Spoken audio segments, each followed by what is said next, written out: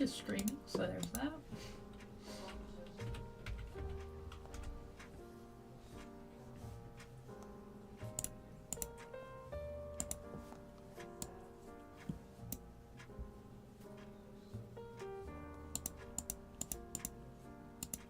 I think we're live.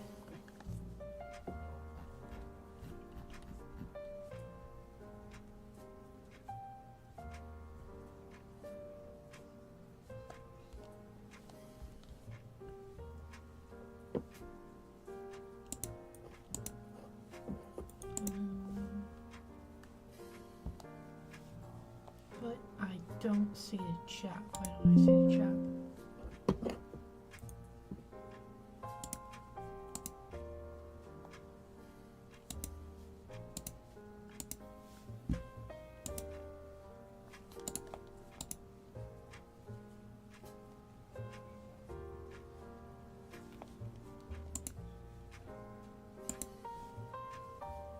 That's annoying.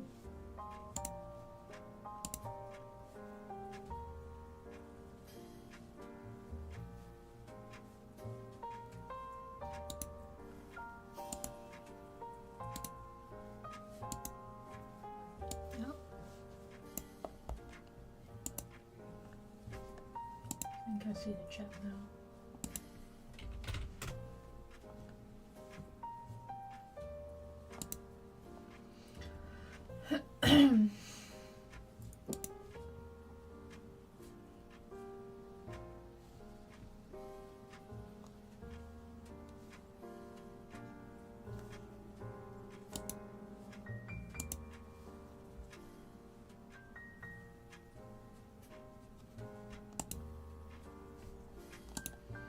Alright, Ruhi, you're gonna have to pay attention to the chat because I think my chat is doing a little weird and I can't really read it that well. Oh my goodness. Yeah, I don't mind. But first I'm gonna grab my sweater real quick. It's over there. Wow, okay.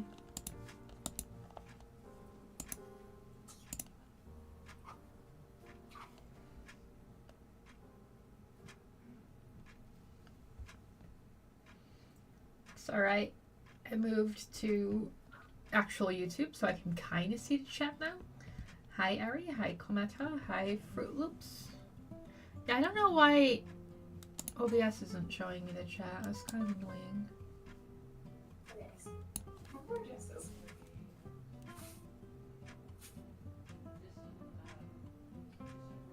Keyboard ASMR.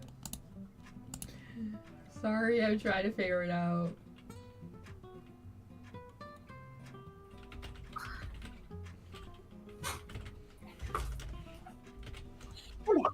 Welcome back. So far, Ari says hi, Kometa says keyboard ASMR, and Fruit Loops says chat's invisible apparently.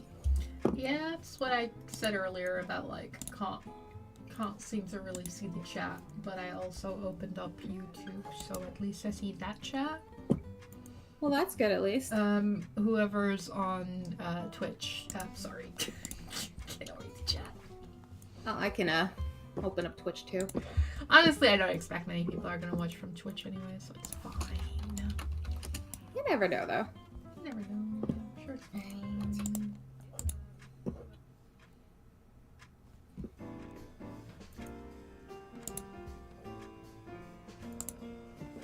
Hi, codes.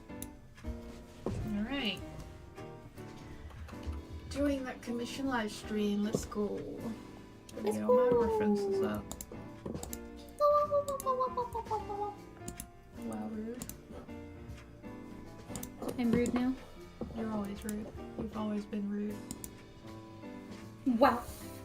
I would never say that about you. I think so, but my problem is I'm never really on Twitch. I think the problem isn't that our streams aren't popular on Twitch. I think the problem is that You just gotta be frequent on Twitch to get them to be there. I stream once in a blue moon.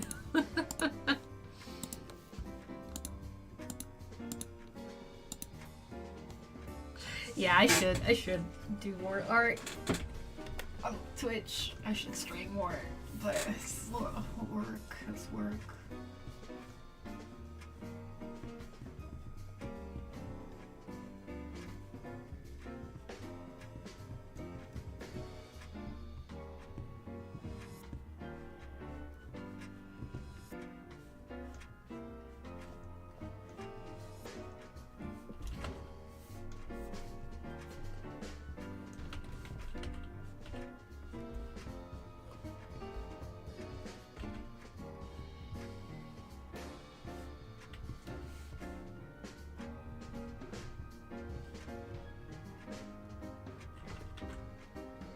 What about you, Ruhi? What's the last time you streamed?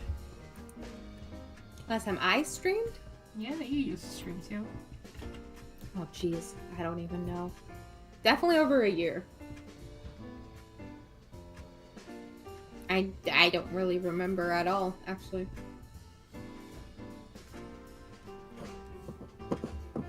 I'm a rebellious soul. I'll stream when I please, which is never.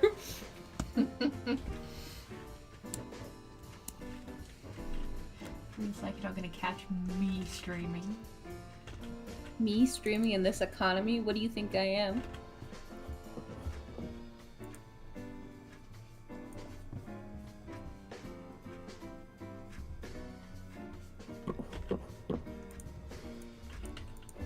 Oh no. Hey Jay. No. Yeah.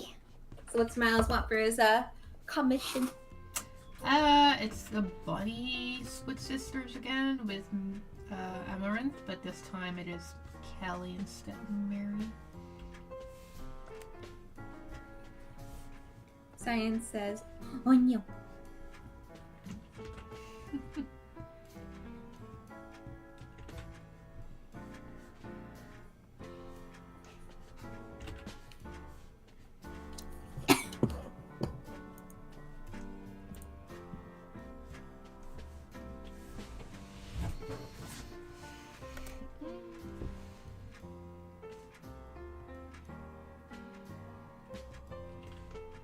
My ideal girls' night.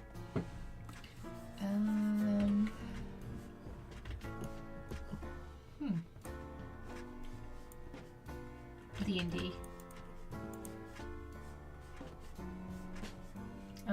Play D&D with the girls. That's my ideal girl night.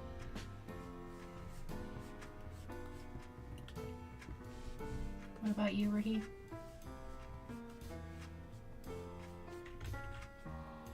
Oh my god, she's ignoring me.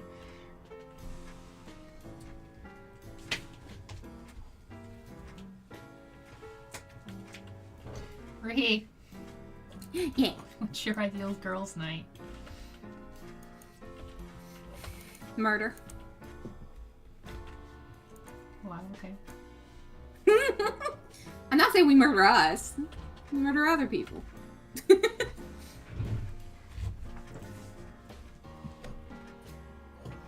No, I think an ideal girls' night so far has been Minecraft, but because I'm just obsessed with Minecraft right now. I mean, our girls' night used to just be watching Barbie movies for 3 hours straight. Yeah. Then we ran out of Barbie movies. Yeah. Then we watched a few other series.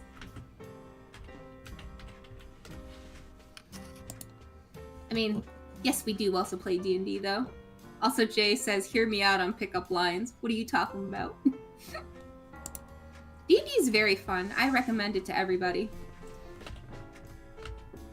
You can murder things in D&D, and you can also have a Minecraft world in D&D. Or you can rule a country, or destroy a country, or own 12,000 animals and open a reservation with your satyr wife. How specific? That's so specific. I love Barbie movies. We started watching them at first just for fun, and then we just ended up making a night out of it. So then we ran out of them. We actually watched them in order, too. We ended up watching 90% of the movies because some of them we didn't want to watch. We just didn't watch the, like, modern ones. The ones that came out, like, recently. Because we also watched that... We didn't watch that horrible one either, though. The diary one or whatever. Oh, yeah, we did skip that one, too. Yeah, we skipped that one. I mean, some people like that one. I just never cared for that one, so... I just can't stand the look of it. So, you know. Sherry says, I love the Barbie movie with the ballerina sisters. The ballerina sisters. Do you mean the 12 Dancing Princesses? I think so. I think that's the only one that's I can think of that has the sisters plus the ballerina dancing in it. Yeah, I mean, there's multiple movies with sisters in it, but the 12 Dancing Princesses is the one that has, like, a lot of sisters. There are, like, 12 of them. Oh, yeah. I mean, it's called the 12 Dancing Princesses. There's 12 of them. Well, we did them more so in the order of when they came out, rather than like if they're connected to different series per se. So like we started with the oldest movies and then we went to the newer movies.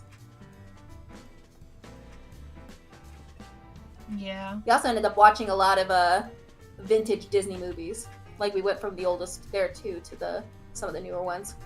Yeah, but we didn't watch all the Disney movies. No, we haven't finished that list. Also, Sherry says, yeah, it was the 12 Dancing Sisters.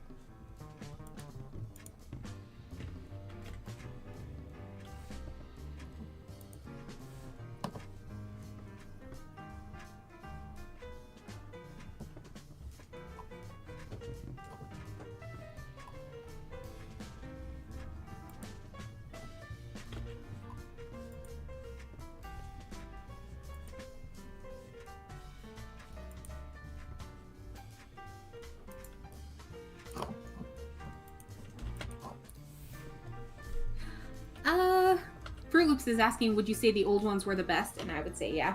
Yeah. Just something about them. The old ones are more fun in my opinion, but they're still like the ones that are considered modern, but they're not super. Like the only ones I don't like are literally the ones that came out in the past like 4 years or something. I think those are the ones I don't really care for. But for instance, one of my favorite ones is technically a modern one because it's Barbie and Princess Charm School.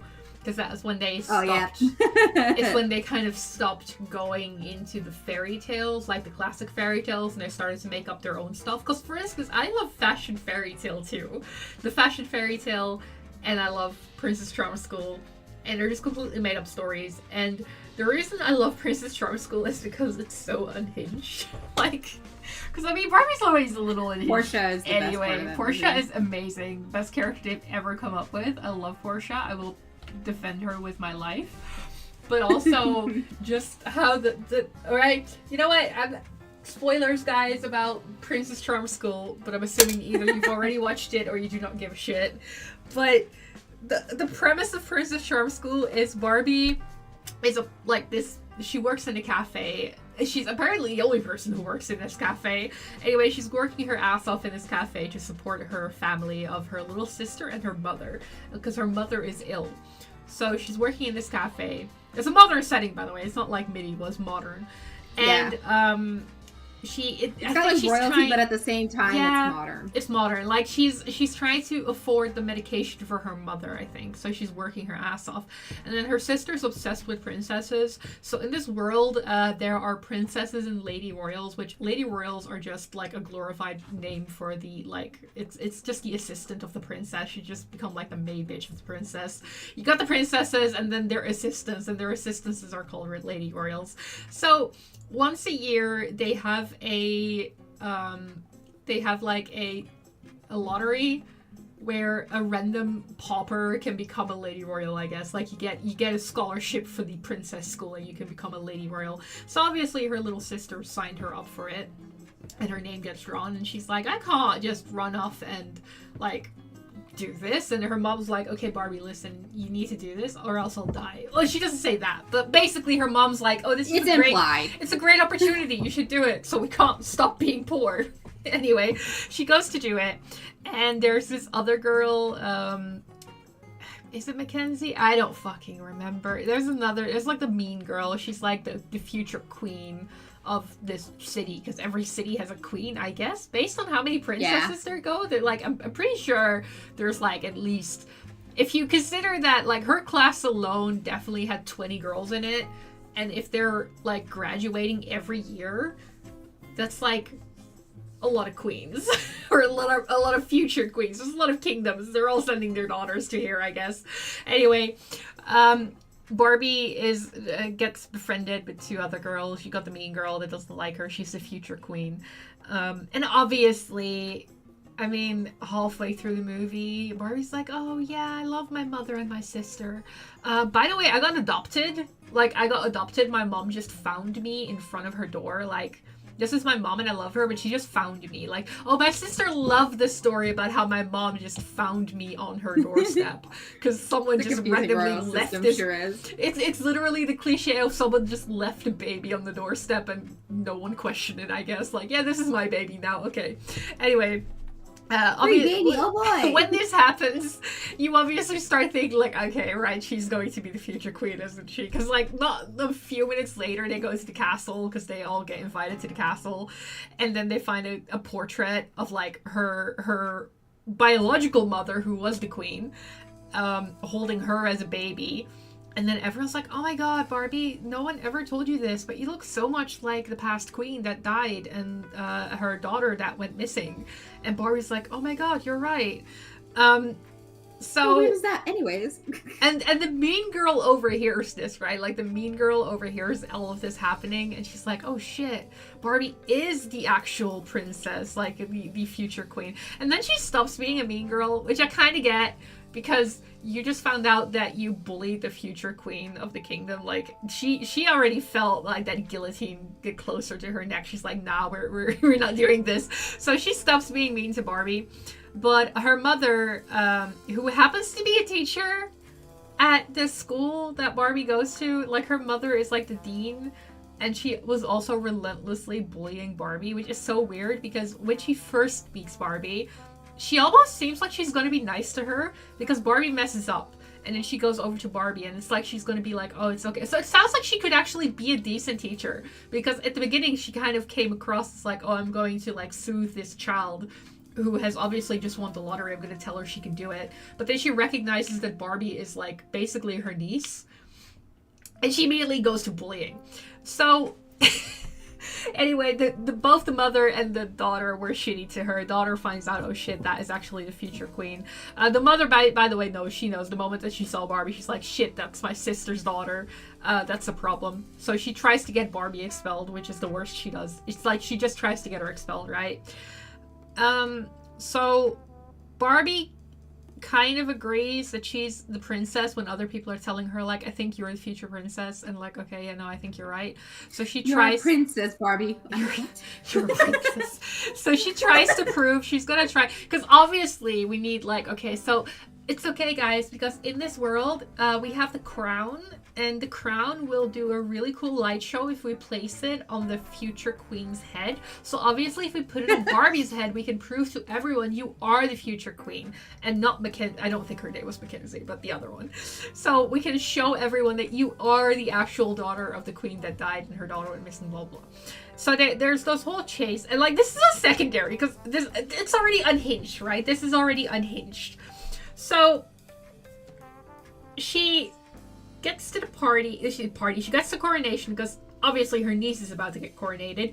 And the niece, by the way, knowing that Barbie is the actual princess, she actually tries to stall the coronation because she doesn't want to be queen if she knows Barbie is supposed to be queen. Like, now she's all nice, right? Like, she's like, I don't want to take this from Barbie because she doesn't want to be executed. I don't want to be executed. I don't want that heat. So she's trying to stall it. And then Barbie shows up, and then at some point she is like, the crown gets like, it's one of those very cliche chase scenes where the crown goes from person to person and Barbie's trying to get it, and the final person who has it is her niece, and she's holding this, so her mother is on one end, Barbie's on the other end, and the mother is like, give it to me so I can put it in your head and you'll be queen. And then Barbie's like, please just give it to me and don't be a bitch. So she ends up giving it to Barbie. And at this point, her mother, so this is her mother, right? She says, what did you do? I killed the queen. I killed the queen so you could be queen. Like, she basically admits to murder right there and then in front of Barbie. She's like, I killed this woman's mother so you could be queen. She literally does say that, though. She's like, I killed, like, she says, I killed, and then, so you could be queen. So, this should be a pretty, like, shocking moment. Because she just admitted to murder, and Barbie just found out that her actual biological mother got killed by her aunt, because this makes her aunt, right? So she's like, shit, my aunt killed my mother. And my father, by the way. Her dad's dead too, but we don't really talk about the dad. So, I was just wondering, though, what happened to the dad? Like, the dad's dead too. Yeah, there's also this whole thing where it's like, yeah, so, I think her name was Queen Arabella, like the original queen. So, the queen, she didn't choose her niece, so, like, Barbie's aunt was supposed to be her Lady Royal, but she didn't choose her. But then also, allegedly, the aunt got in through the lottery system, which makes no sense to me. Because why would the aunt need to get in? Like, she's the sister to the queen. Why would she not... Why would she not just automatically be allowed into this? Isn't she royalty, then? So why did she have to get in through the lottery system? I don't know. It was kind of a little side thingy where they're trying to cheer Barbie up, like, oh no, you can do it, because even the dean was actually a lottery person and she didn't get in. Like, yeah, she got in through the lottery, and then even her own sister didn't pick her for Lady Royal. And it's like, okay, but if her sister is a queen, why did she have to get in through the lottery system? Whatever, it doesn't matter. That part doesn't matter, because now we get to the point where we find out that she killed her sister, which we all saw coming anyway. She killed Barbie's mother. She gets arrested. And I swear this entire movie is just like the Mean Girls, what did they call it in Spider canon story, the canon event? Oh, AU? No, the canon event. Because, like, so she goes from becoming future queen, like, she gets raised and groomed into becoming the future queen of this city. Again, it's just a city, I think. She gets raised to become the future queen of the city, lives in a castle all her life, is, like, super privileged, basically, and pampered and whatever. She goes from that to finding out her mother killed her aunt. Also, now her mother's arrested and probably gonna get executed. You know, like, that's probably gonna happen. So she has no more mom. She did murder someone, that's true. She did murder someone, but, like, this girl goes from becoming future queen to having no more mother, having no more house, because, like, Barbie now is gonna live in the castle, because it's her fucking castle. What happened to her dad, too? I don't know, probably did, too. Who cares? No one cares about his dads and Barbie. So... He went to buy milk. He went to buy milk and never came back. Anyway, so she goes from having all that to having no mom, having no house, because Barbie lives in the house. Isn't this just like the movie Anastasia? Well, no, Anastasia's different. No. I love Anastasia. So she finds out all about that, and that's where he bad enough. And then Barbie goes up to her, and she's like, "You want to be my Lady Royal?" So now she's also Barbie's basic footstool, right? Because she becomes, like, she went from future queen to, like, Barbie's bitch. So all of that, this poor woman, like, this poor girl. All of that. Didn't ask for any of this. To this. Like, she didn't ask for any of this. She did the right thing in the end. Like, she did the right thing, and she gets, like, well, I mean, I guess she gets, but also, Barbie just does not give a fuck. Like, she finds out her mother was killed by her aunt, and then they put the crown on her head, and the crown does their little light show, and everyone's like, oh, you're gonna be our future queen, although you have zero experience of how to run a kingdom or a city, I guess, or a queen. Like, she doesn't fucking know how to do any of this, but it's okay, because Barbie's like, all right, let's party, and then they're gonna go have a dance party, and her, like, adoptive mother. That's how you solve all world problems. Her adoptive mother comes in, and all that. Like, they never mention, like, it's... They never mention biological Barbie's mom again. Like, it's so wild. Like, you've just been told that your mother got killed by your aunt, and you just don't care. You're just like, literally a lyric in the song that they play at the end where they're dancing is "Hands in the air because we just don't care."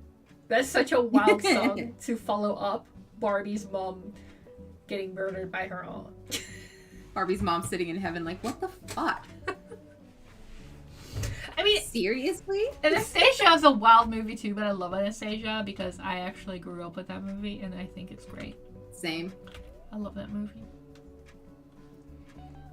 Dimitri and Anastasia's relationship are just... I used to love Dimitri, but then my mom called my little brother Dimitri when he was born and that kind of ruined it. Damn you. I can see that. Okay, fair enough.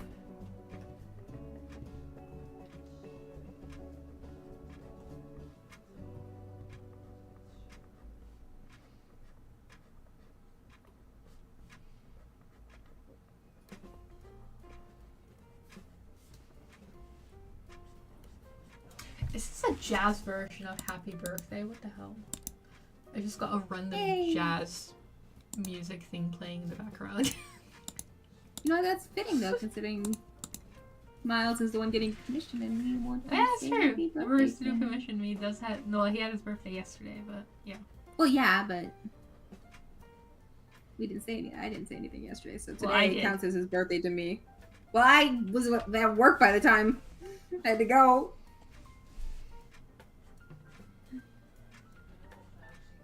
It's fine. I'm making him a cool gift right now. Blackjack and hookers. He loves blackjack and hookers.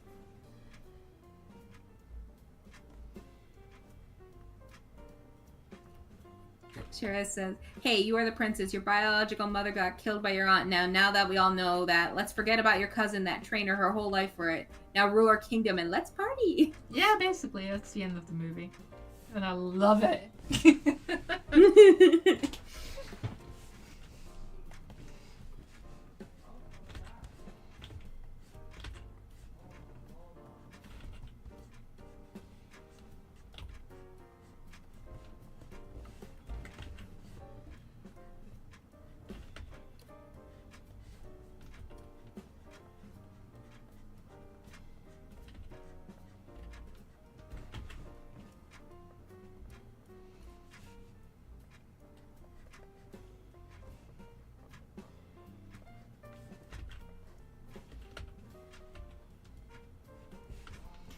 Oh man, I had work today.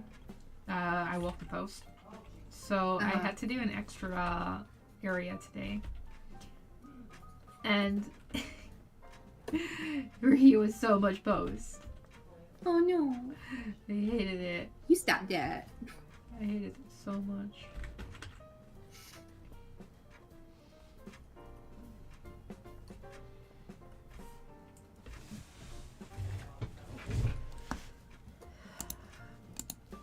Yeah, my work went pretty smooth yesterday, though I had one guy get mad at me for something that wasn't out of my control. So, I guess that's retail for you, though. Wait, what do you get mad about? Because I didn't have the lottery system open. Okay. Guess who doesn't control that? Me! What happens is that every night around midnight to 5 a.m., the lottery system shuts down. So that, it can refresh itself. And it's not something we control, it's just the entire lottery system does it on its own. It's its own thing. You just host it, basically. So this one guy comes in at 4:10, and he's like, can I cash this in? And I'm like, no, unless you wait 50 minutes. And he's like, well, why? And I'm like, it's not my fault. I don't know. It's just how the system is. He's like, well, can you fix it? And I'm like, no, I can't. I can't do shit. It's not a bug, it's a feature. It's something it does. I can't control that. I'm sorry, sir. He's like, ugh, really? You can't do anything? And I'm like, no, and especially not now. I'm gonna do that for you if you're gonna be mean to me. I mean, you couldn't even do it if you wanted to. Well, that too. It's like when people try to get me to sell alcohol to them after midnight. It's like, no, I can't. Bug off with you. The system will literally not let me do it. You're not allowed to sell alcohol after midnight? Nope. Oh, that's It's a state law. Like bars and stuff can sell till about 2 a.m. But like retail environments like gas stations and stores and stuff, they can't sell past midnight. And on Sundays, we can't sell past 10. I don't know why it is. It's just the law it is. So the thing is, though, I get a lot of times people coming up to me being like, but what if you could do this for me? It's like, no. If it's a state law, how do they not know about it? Because a lot of people don't know the state law.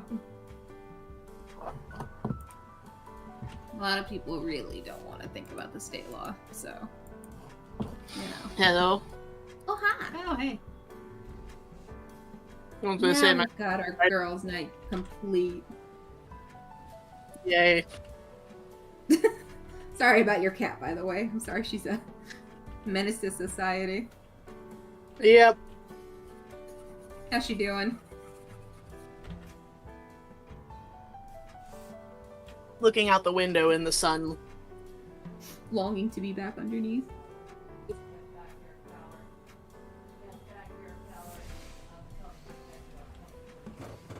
I know Yulia's talking about her game, but it makes me think of her saying that to Callie and be like, "Get back here, you coward! Get back here." Yeah, I think Sucks that your dad did that though. Yeah, well, it is what it is. I mean, sometimes men. I'm gonna blame it on men. Sometimes men. No, but like literally, because when you were talking about that, it reminded me of when I just had Yuna. And I was babysitting my grandparents' house when I found her, so I was in their house. And because at that point they were in the UK getting that house ready that they now live in. So I was basically there to take care of the other cats there. And as well as just make sure that no one broke into the house. You know, it's just like having someone over at the house is nicer than just leaving it. House sitting with also pets. Yeah, it was basically house sitting and then live also with the pets. But the pets, like, most of their cats were outdoor cats. So I didn't really see the cats most of the time. I was just there. And then I found Yuna and I took her home. And so Yuna was with me for like 2 weeks by the time they came back. And when they came back, I actually, like, there's a hallway, and then from the hallway you have, like, the door leading outside of the house, and then you also have the door leading into the living room. So Yuna was in the living room with me, and they came home, and I showed them, because they knew I had Yuna, by the way, because I'd shown them pictures and stuff, so they knew about Yuna. And then when they came in, I said, like, oh, let's keep the door closed there, because otherwise Yuna's going to run out, you know?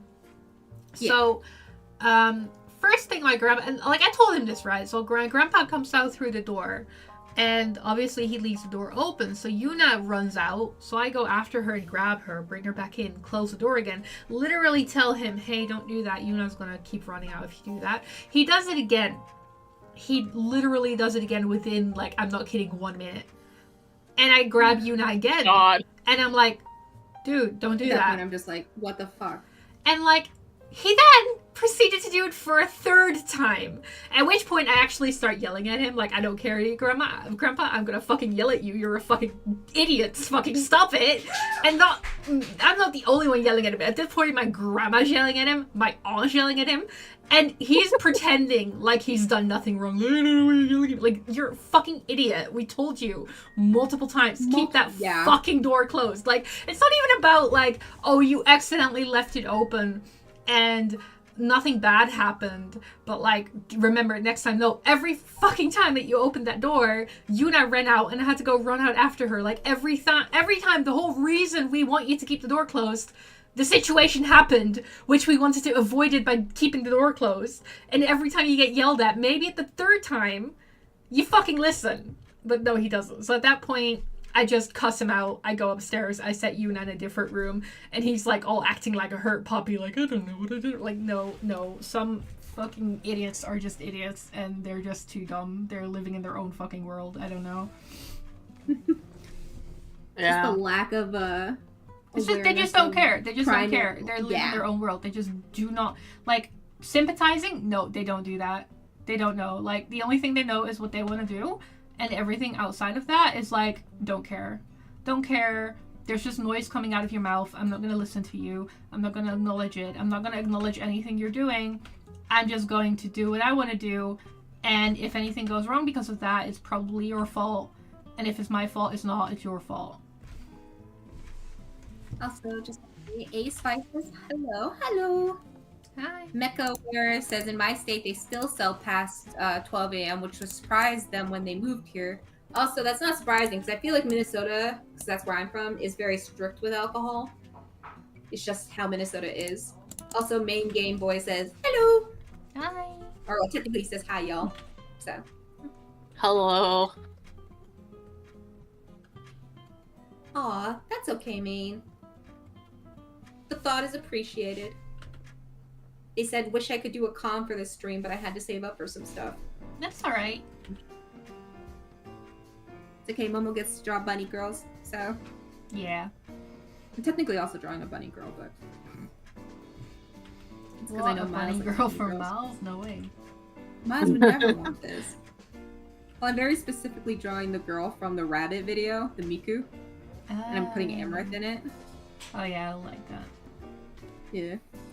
I was thinking about what I wanted to draw him for his birthday yesterday when you mentioned it, and I was like, oh, okay. This is what I want.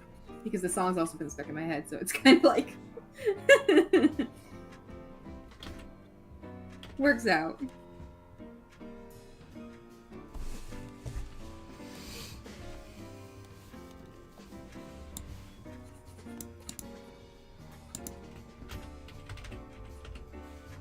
Oh no, that's not what I wanted. No, go back.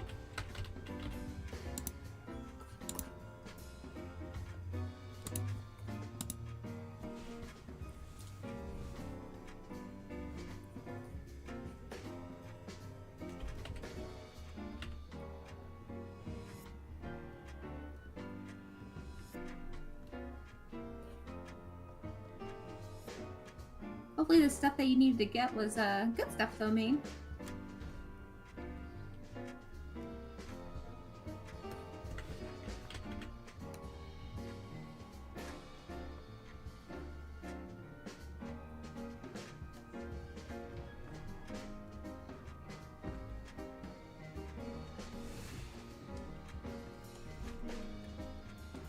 Alright, those eyes are low-key terrifying, but... I steal into your soul. Hello. I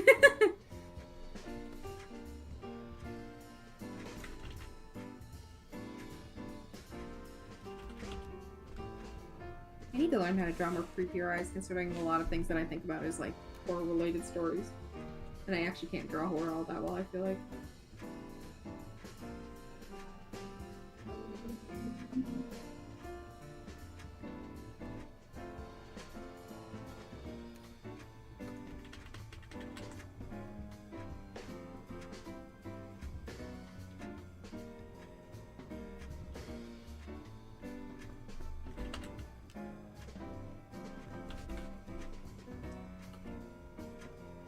Not what I wanted.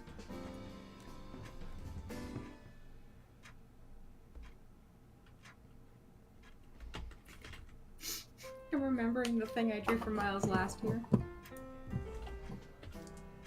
forgot what did you I'm draw gonna post for it last in. year?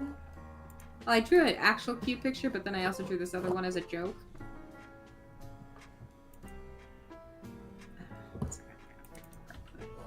Just saw it. This one? Put it in girls' night.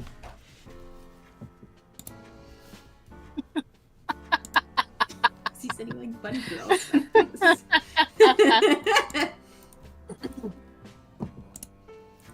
No, the actual one I drew was this one.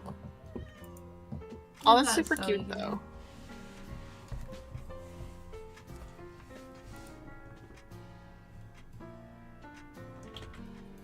Where I broke Amaranth's ankles. Amaranth didn't need them anyways.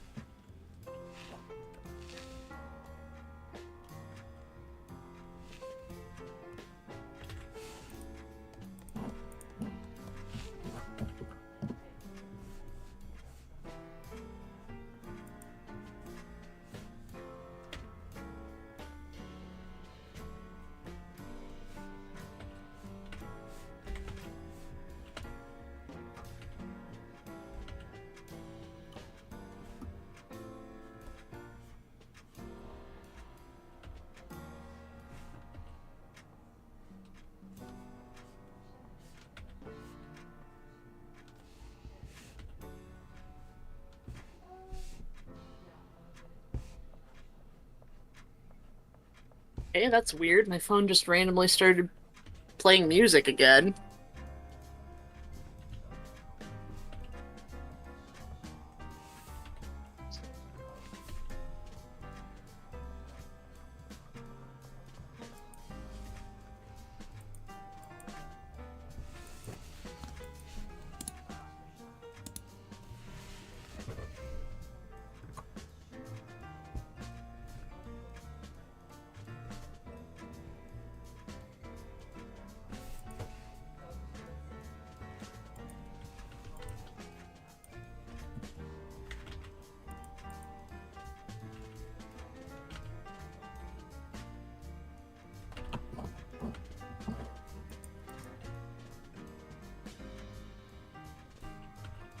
Ooh, that'd be nice.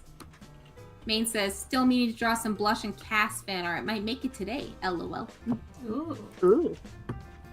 I mean, I won't say no to that.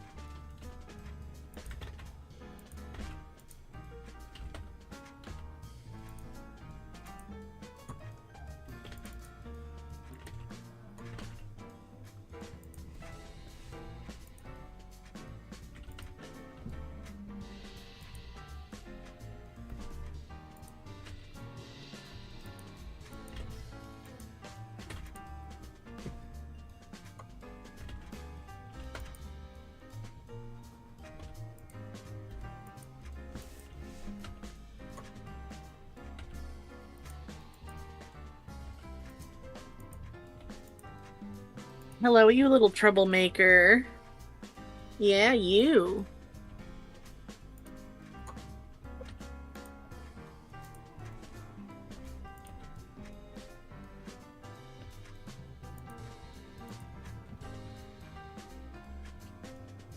Yeah, come on. Oh, the little menace has decided to grace us with her presence. She probably knows she's in trouble, so now she's gonna act extra cute.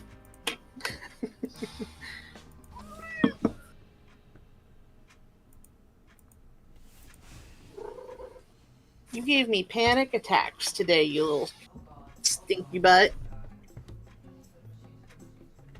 Oh, good. Her feet are looking really clean, though.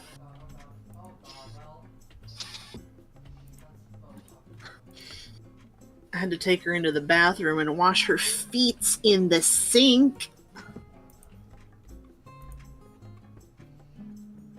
Which she really didn't like, but she'd been through a lot at that point as it was. And so had I. We were both at our limit. You know, it sounds like something she could have avoided. Yeah, you could have avoided it by not going down into the yawning abyss, girl.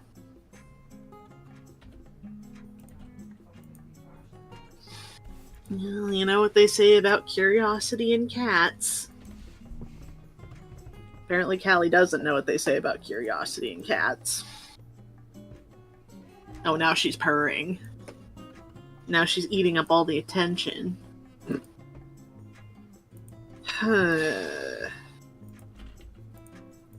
You took years off my life today, girl.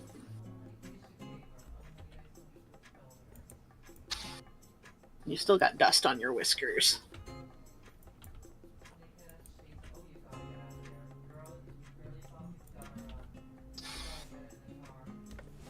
Yeah, good thing there wasn't like a way to the outside from underneath there. No, we do have there are some vents. But they have grates on them, so she wouldn't have been able to, you know, get out. But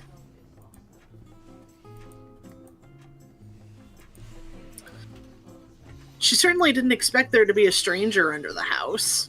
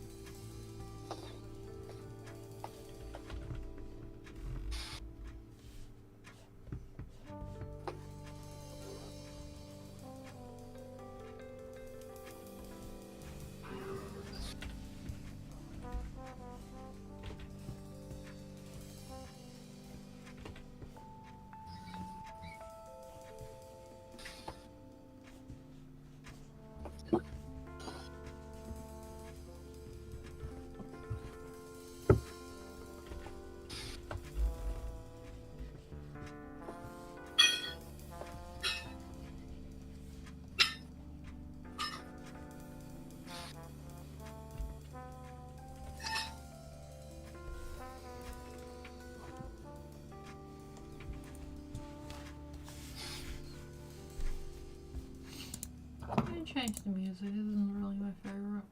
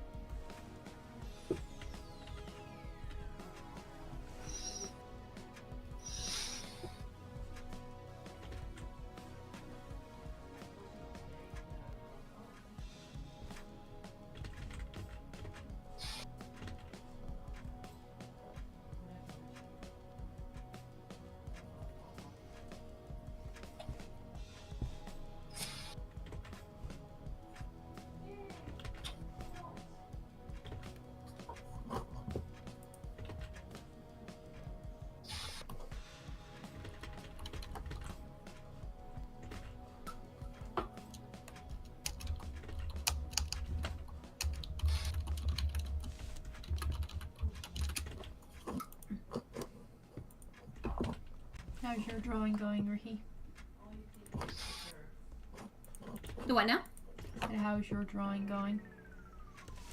I'm just about done with my Well- houses, and then I'm gonna work on yours because yours is way bigger. Well, this one has like a full fucking background because I was trying to match Momo's background. And I think that's why it's taking me so long, is because I'm just not a background person. I don't know why I ever thought I was. See, Backgrounds background, are not me. it depends.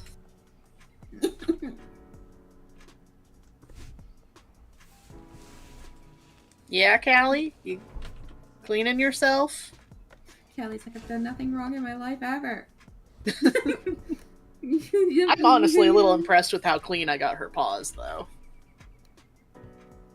Was it just her paws that were dirty? You know, she had a lot of, like, dust on her back. But I mean, under the house, it's like there's tarps and stuff, but there's just, it's dirt. There's dirt under the house. Yeah. It's just dirt. So it was mostly her paws that were, like, dirty, and her paws were filthy dirty.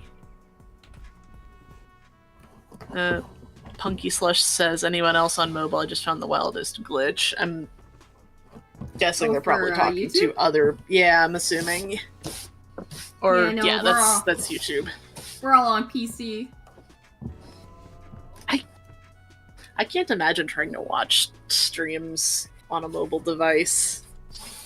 I mean, I watch videos on my mobile device, but I don't watch. But videos, sure. I watch videos on mobile. I'm just binging shorts usually. Yeah, that's pretty much what I'm doing. It's like, okay, I get, and I guess they extended the length of the shorts to be up to 3 minutes or something. So it's like, 3-minute videos, and then I can tab out to do something else. You can't do that on mobile. You can't multitask.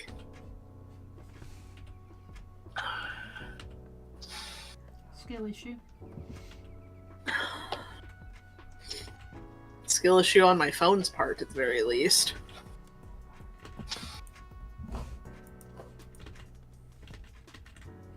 An artist Catchy never shade blames out their there? their tools. Who does that? What? I said an artist never blames their tools. I do. I'm not using my phone for art. I've drawn on my tablet. My Samsung tablet.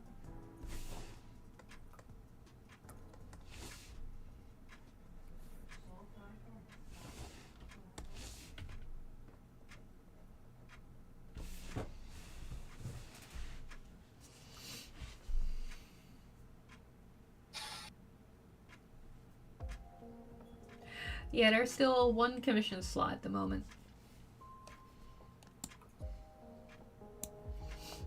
If you wanted, you can fill out the form. No, Mouse is messaging me. Ooh, ominous. He's like messaging me saying, I'm watching, by the way. No. How long's he been watching? Does he know about my gift? Probably, because he's watching. Nah! It's fine. It's different seeing it than hearing it.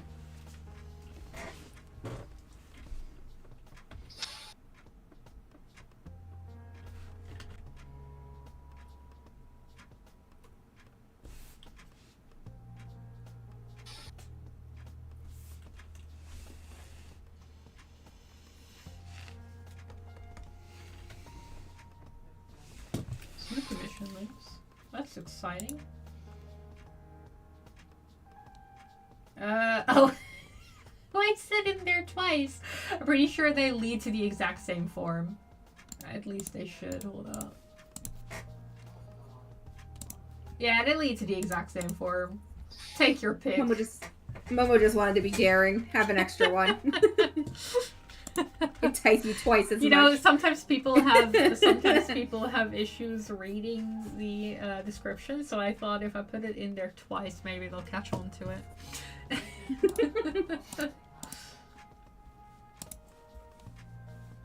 I think it's because I'm using not a software. I'm using a platform to cross stream on both YouTube and Twitch, so that may have messed with the description a little bit.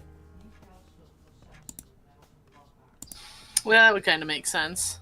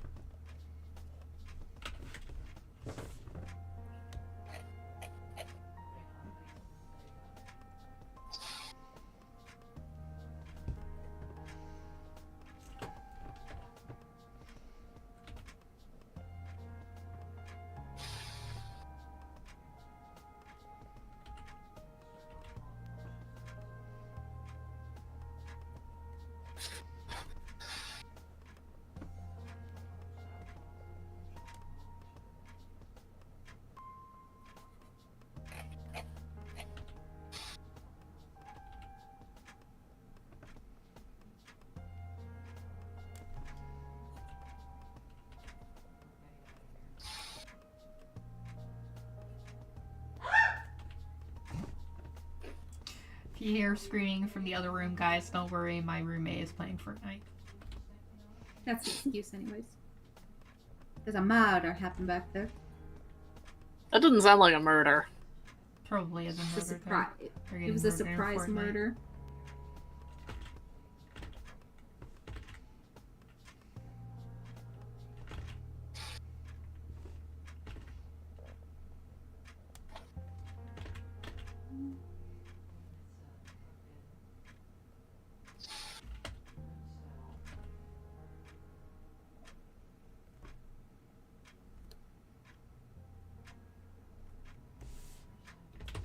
Actually, I'm pretty sure it's on this side.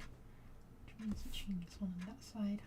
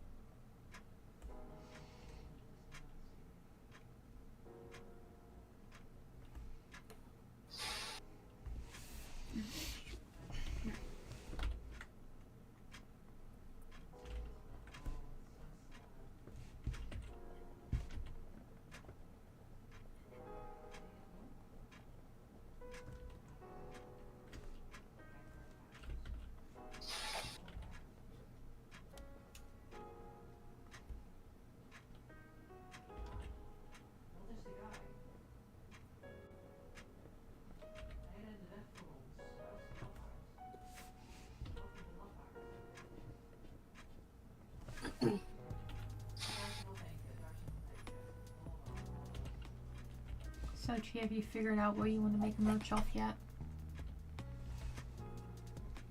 Is it Val? Val merch. Nobody would buy it. I'd buy it. I'd buy a Val. I sell Who merch buys off... merch of random people's OCs? Hello, I literally have merch of all my OCs, Chi. What the fuck are you talking about? He's even taken my OCs and turned Yeah, them I'm into even merch. selling Ricky's OCs. I have so many. You can take them. I mean, even my friends are selling Ricky's OCs, let's be honest here. Okay, My well, we've OCs are done so pictures of your OCs. merchantable. I mean, among Pura-chan Pura-chan literally sells not safe for work fan merch of body. That's the thing too. It's not just merch. It's like not safe for work merch, Which I fully endorse because I think it's That's fun. wild. Yeah, and also Fun, you conscious are. literally the role to seduce, the Bard poster I have, like the little print I have of Travis. That one actually sells really well. To be fair, Travis is a generic pretty boy. Wow. Okay. Wow. And Val He isn't. is a very Val Yeah. is anything but generic. Val You're not is- marketable. Val is no.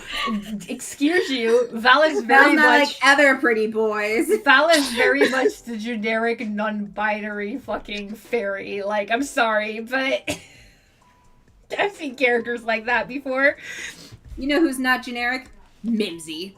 She's a Muppet. Like, She's a good girl. she's a Muppet in every way. A Muppet as in she's a Muppet, but also she's a Muppet. Personality Muppet, normal Muppet, real Muppet. Every flavor. Every flavor of Muppet. I want Mimsy merch, but mainly for me.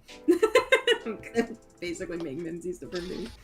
I mean, that's how most My of my pride and merch joy. starts, when I'm drawing merch of my own characters. I'm like, this is for me, but also if other people buy it, it gives me an excuse to make like 20 more of them. Right, yeah.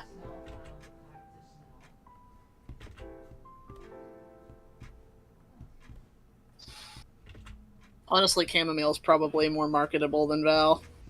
Why do you say that? Val, like, literally, non-binary stuff goes hard. I had to listen to. I guess two I don't boomer know. Customers yesterday talk about non-binary because they were complaining how kids these days don't know nursery rhymes like old Mother Hubbard, but for some reason they talked about non-binary people in cartoons, and they're like, how can they not know with their non-binary nonsense? And I'm like, I have no idea, guys. And then they're like, do you know which cartoon it is? I'm like, which one? And they're like, what do you mean? I'm like, which one? There's too many to count now. There's a lot of non-binary cartoons now.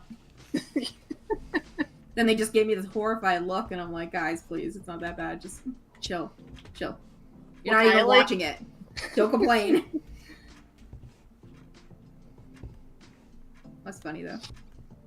Two of the most boomer men I know at my job, but they're very nice people, despite being boomers. They just have Not all boomer energy, boomers. that's all. Yeah, not all boomers, except those two have kind of a boomer vibe. I mean, I'm in my Al shows me pictures of mid-30s. his fishing trips, so... We are practically boomers, Chi. It's okay. I'm in my mid-30s, and sometimes I'm like, I don't know what the kids these days are talking. Damn, kids So always they're with talking their about weird Skibbity Toilet, tip of course. tops. Yeah, skibbity toilets and whatever. And it's You like, gotta be I don't- be with the Skibbity. I don't get it. You gotta be I don't with even the know if skibbity is Skibbity. still a current I trend. don't I want to think they know have what a new trends skibbity now. toilet is. Oh my god, we're not keeping up. What's the one that came after Skibbity Toilet, guys? We need to know. We need to know or they'll find out we're old.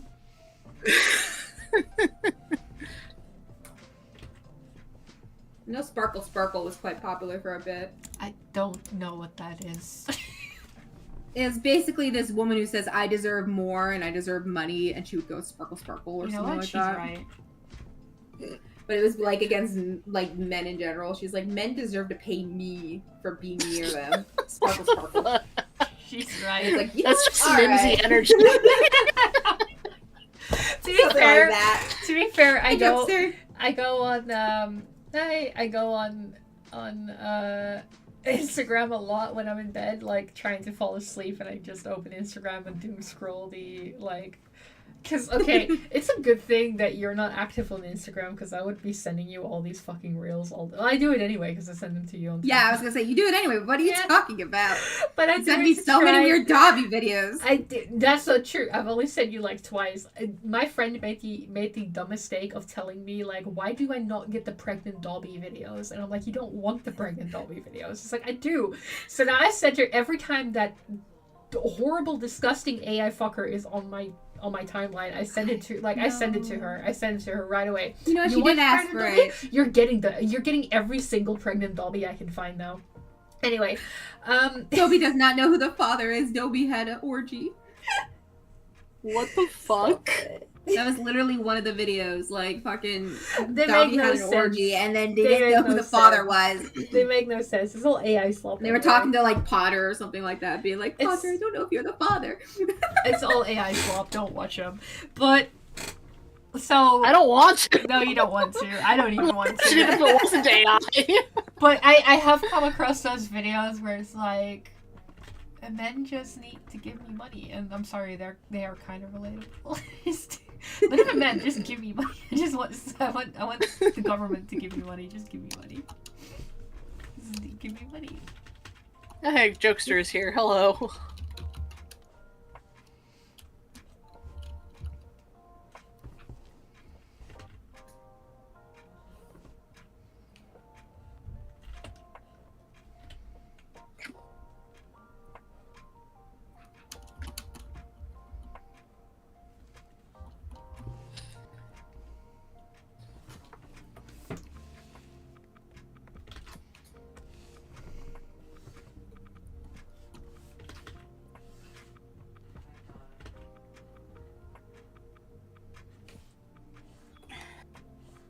Have you returned to cause more trouble, Callie? She would never. She would never. But yeah, I mean, like, I don't know. Just give me more money. Yeah. Yeah. Gimme. I like pretty blue people, but I never see any pretty blue people, so I assume other people do not like the pretty blue people. That's not true. There's a whole Avatar fan I was base. about to say. Were you not here when the Avatar movies came out? Do you not know? You don't know about Avatar? That faded so hard that I kind of forgot it existed. Well, they came a second movie and everything.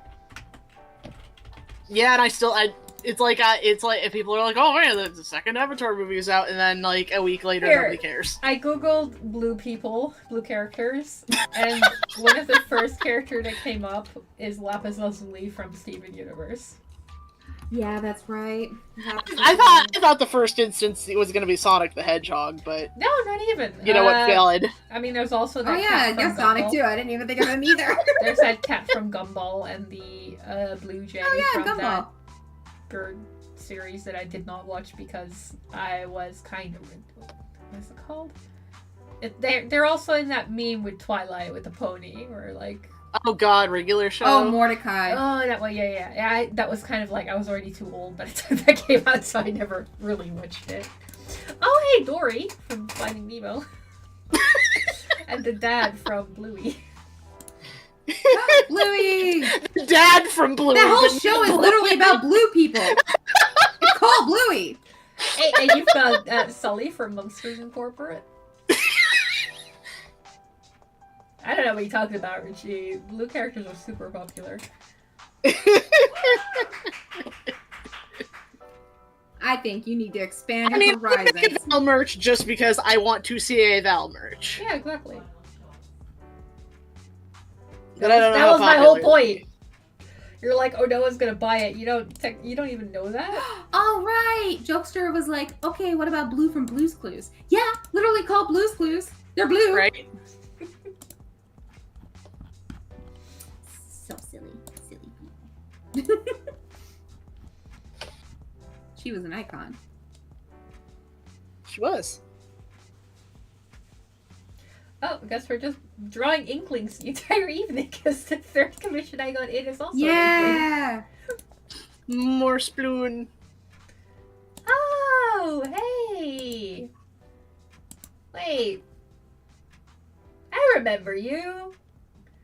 You changed your name.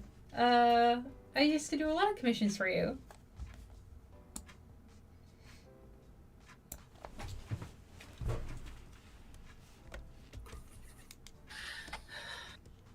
Woo.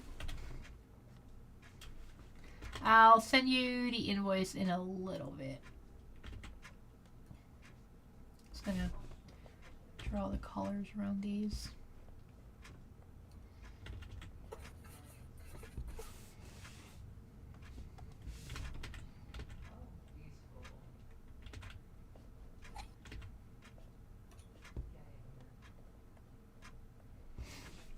Also, does Ruhi not include more cute blue characters in her campaign? That's true. I have Althea. Yeah, you're I sitting have. here and telling me people would not buy merch of Althea. Come on. Ollie would definitely be buying merch of Althea. Olio would be buying up all this stock. Olio's like, I'll take your entire stock. I'll take my wife. Give me her right Olio now. about to take out a loan just to buy all the Althea merch. We've got that. Don't forget potato merch if I make potato merch. Or he's just about to bankrupt Olio. I mean, I'd buy potato. Potato's very good. Potato is very good.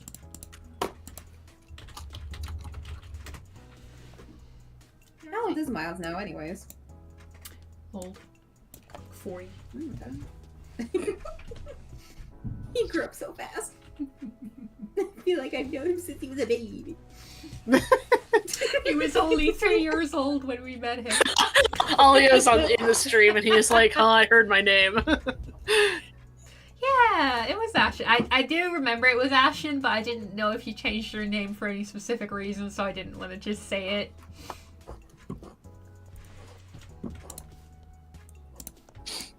That's Well, valid. Guys, I finished my birthday picture for Miles. You guys want to see? I'm gonna put a girl tonight.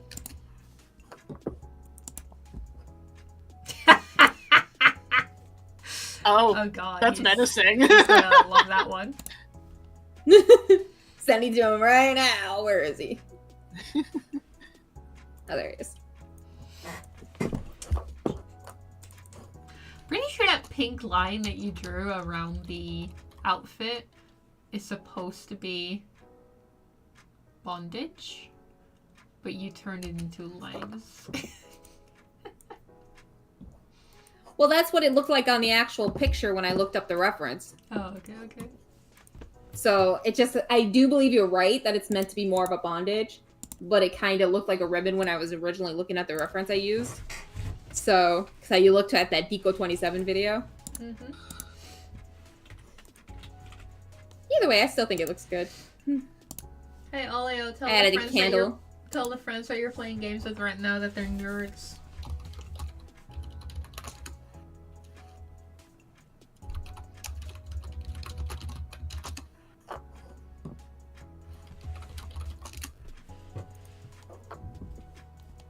Oh.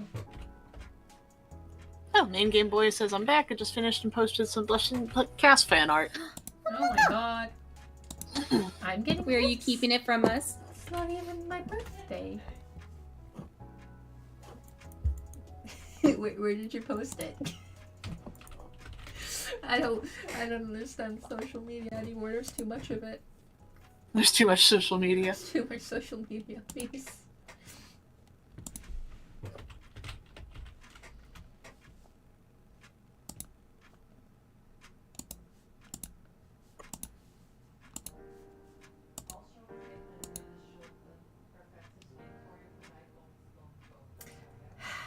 Sorry, I just checked my messages as well because I forgot to do that.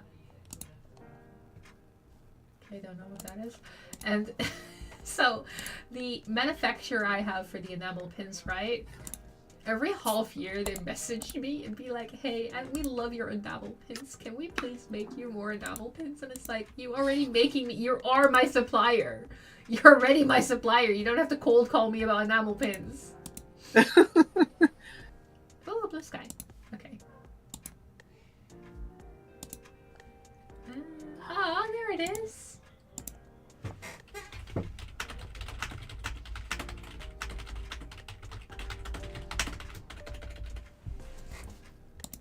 Look at them. I like that you drew them almost the same height.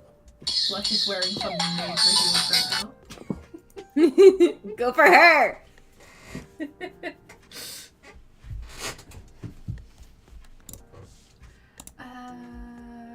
I was doing like 5 things at the same time. Alright.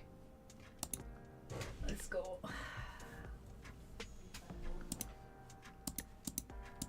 Alright.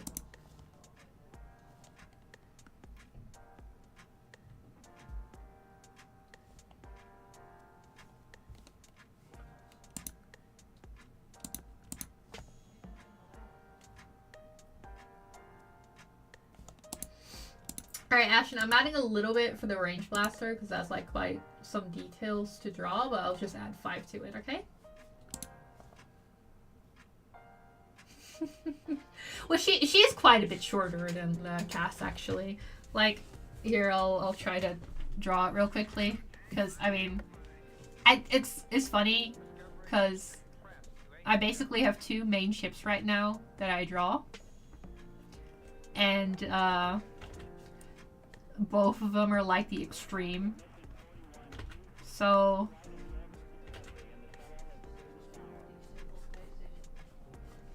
let's see.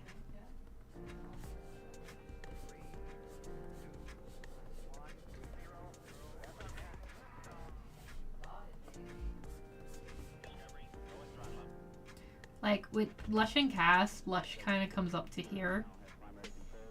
Because he is just quite tall. And Blush is also just small, by the way.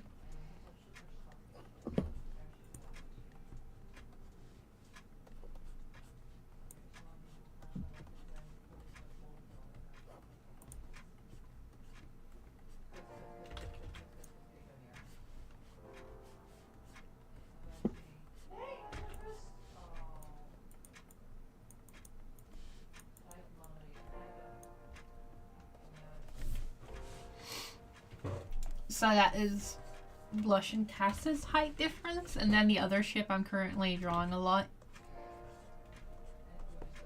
is Bonnie and Travis.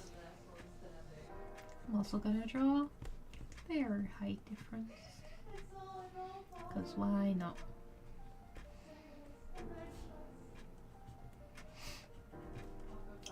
Or he can look and tell me if it's right.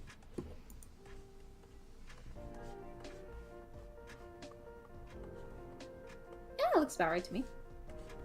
No, What do you mean about Blush and Cass? Or do you mean Bonnie and Travis? Yeah, I'm about to draw Bonnie and Travis.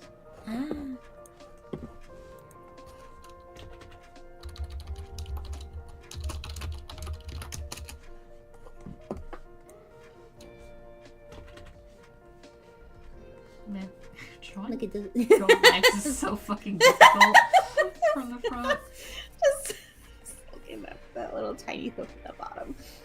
Sorry about that. Tiny hook.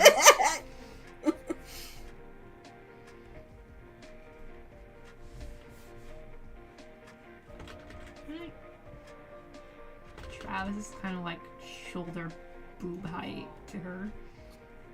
I always see him as like boob height, basically. Little baby man. Little baby. Shut up. Val's short too. Yeah, they are.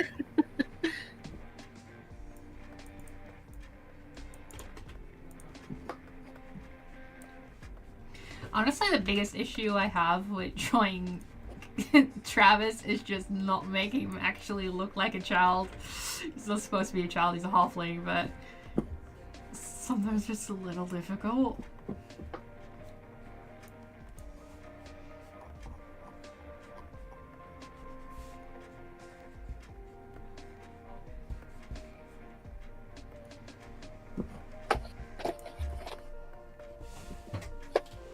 Yeah. So I think that's roughly the height differences between the main ships that I draw.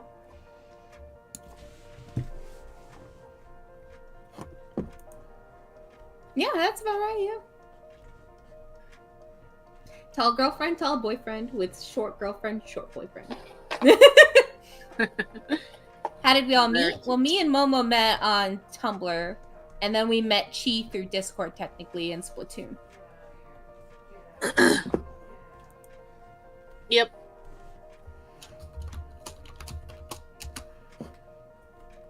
Basically, Momo kidnapped me off Tumblr, got me to be a socialized person somewhat, and then we met Chi. Yeah, it's funny. I didn't actually know 5 years until after we were all situated that where he was like, "Oh yeah, no, I hated voice calls." I'm like, "Oh." I didn't want to be rude.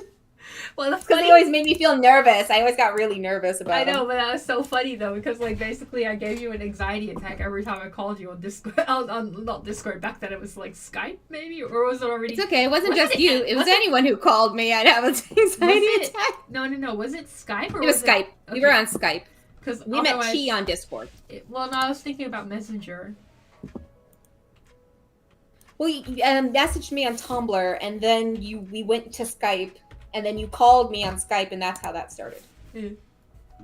Look at us now. Well,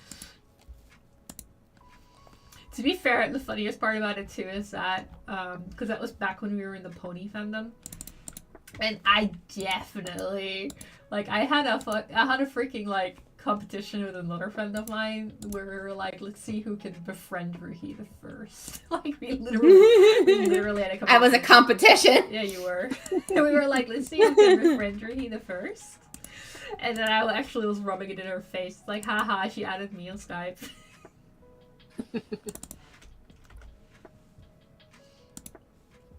Alright, well, anyways, then I'm gonna start on the next commission.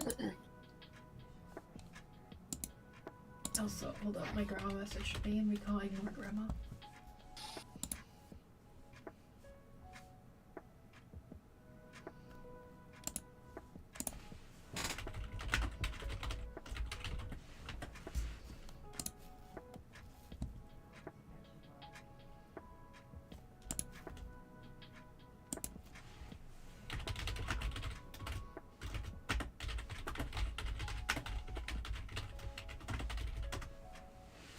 Apparently my grandma got me a gift.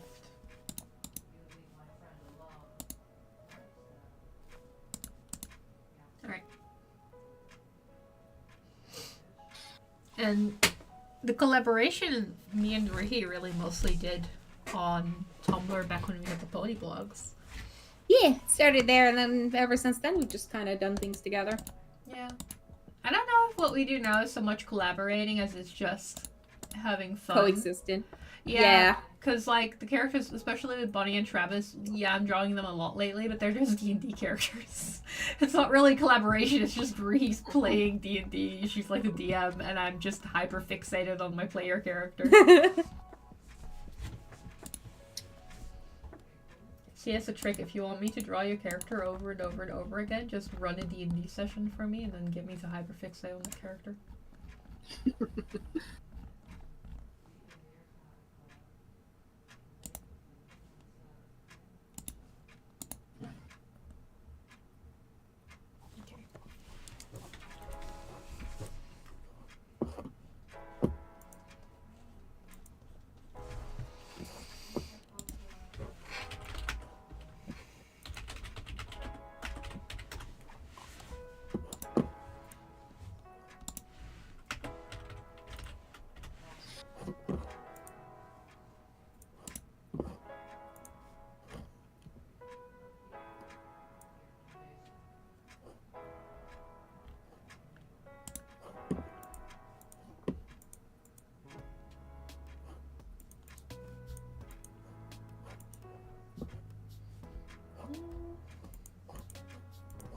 Looking up references because he wanted a very specific pose.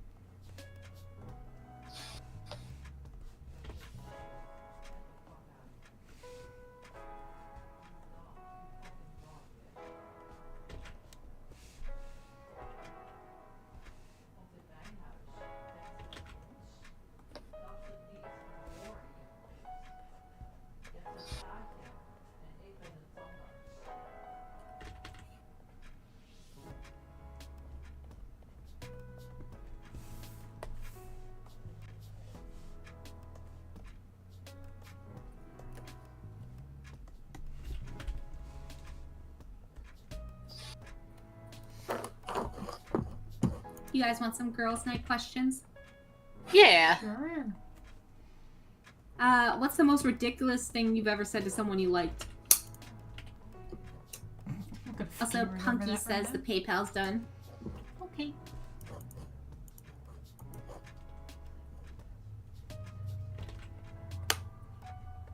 I can't think of anything I would have said, because if I liked someone as a crush, I usually don't talk to them.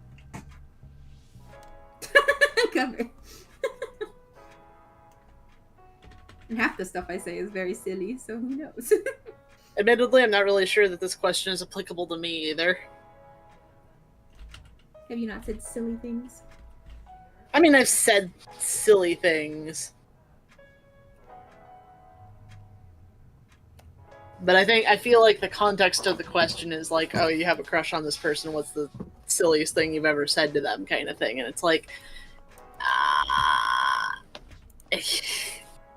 I don't have crushes on people. Alright, then what's the I'm most only embarrassing thing you said fictional to your fictional boyfriend?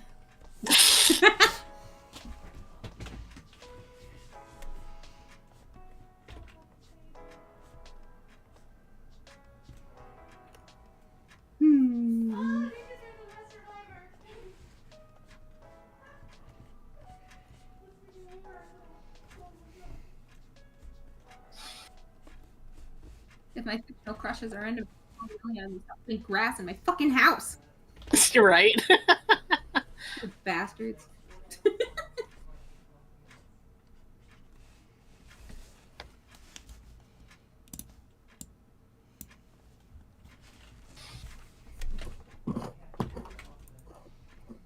Yeah, I'll find a different question.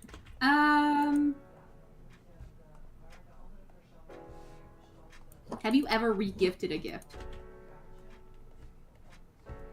I don't think I have. I feel like I have, but I don't remember what it was or to whom. I have not regifted a gift, but I have stolen the packaging it came in, aka the bag, and I have regifted those. Oh yeah, I've done that too, because otherwise, like, it's just going to waste. Well, yeah, exactly. Me and my family just have this tradition of handing over the same bag every year, but who's got it? I don't know. The only thing I can think of about regifting a gift, and it wasn't so much regifting as it was just me being like, okay, you can borrow this, and then, like, after seeing how much use the other person got out of it, I was like, I'm just not going to ask for it back because they're using it a lot more than I would have. And that was when this was actually from the Australian grandparents. They gave me this bag, and it was actually very thoughtful because they gave me like this little handbag kind of that was you remember Ruby Gloom, right? That one little red hair character, right? So when I was I love her cartoons. Yeah, no, when I was younger, I used to have a lot of her stuff when I, like, for school. So, like, my school bag was Ruby Gloom, my agenda was Ruby Gloom, my, the paper that we, like, I don't know if that's actually an American thing, too, but in my country, when you get your school books, they're, like, you borrow them, you don't actually keep them. So, oh yeah, no, we don't keep our own books either. Yeah, so in order to protect the cover of the books, you would wrap them up in paper. Yep. So we call them Koftpapier, it was just wrapping paper really, but there's like special wrapping paper you could buy just for your school books.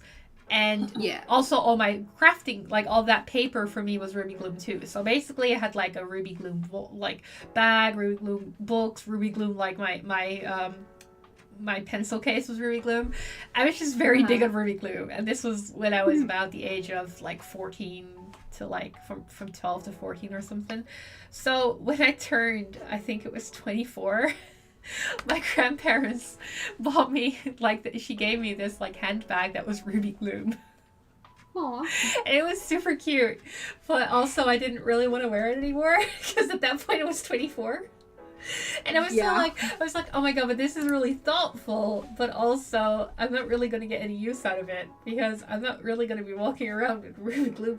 I'm not saying because it's childish, that's not it. It was just not my style anymore, because when I was 12, 14, I was very much into that like edgy black and red gothic kind of style.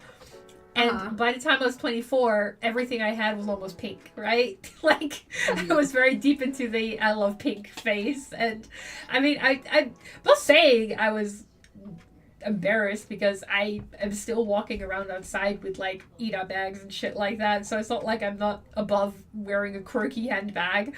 But it's just, I wasn't my style anymore. I loved that it was Ruby Gloom, and I loved that it was part of my childhood. But it was like, oh, I'm going to actively use this handbag. So when my roommate was like looking for a new bag, and she was still figuring out her new style, so my roommate, like, she's kind of like relearning who she is. Has Yulia found a style she appreciates yet? Yeah. It's a little preppy, like in a cute way, like a cute preppy. But like when she was still figuring it out, she needed a handbag, and I told her, well, if you like Ruby Gloom, you can borrow the handbag. You can use this one. And it was meant to be a borrow thing, but when I saw how often she used it, she basically had it for daily use. I was like, yeah, I don't need it back. Like, it's whatever. She can keep it if she really likes it that much. She's gonna get more use out of it than me, because in my case, it would have just collected dust in my room. Mm-hmm.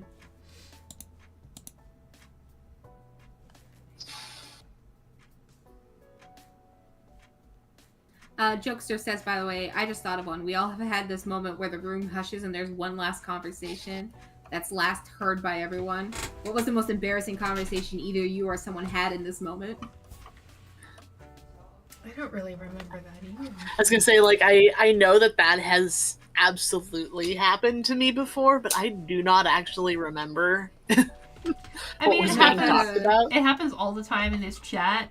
where like Yeah. we'll be talking about like something inappropriate or like something very left field, and someone will just join the call, and then everything will The go last 2 quiet. seconds of it. Yeah. But that's not really embarrassing. That's just kind of funny. It happens all the time. Yeah, I mean, that happens to me a lot, where I'm the one that comes in and you guys are talking about God knows what. And it's like, what are you guys talking about? Do I even want to know? I don't want to know. You do, though. You do. I get you. You secretly want to know. She still pretends like she's innocent, but we've already... It's very fun when we're talking about weird dramas, like, because we've been watching Chinese dramas and stuff, and they have the weirdest ass plots, and that's half the time what they walk into is those kind of conversations. Yeah.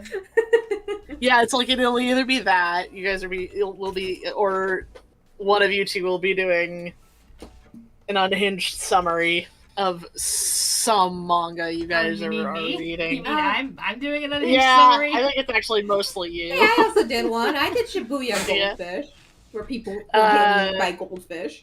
And it's like, what yeah, but are that's you not that unhinged. That's just whatever. I did find out the ending of that, by the way. Was it any good? It was interesting. He's got a harem now. Yeah. Of goldfish? That was a kind of left field thing to me. No, not a fish. It turns out the whole thing was made because this woman wanted to bring her brother back, and she was experimenting on goldfish to see if she could get them to speak, because there was a mythology about how goldfish can learn to speak to people back.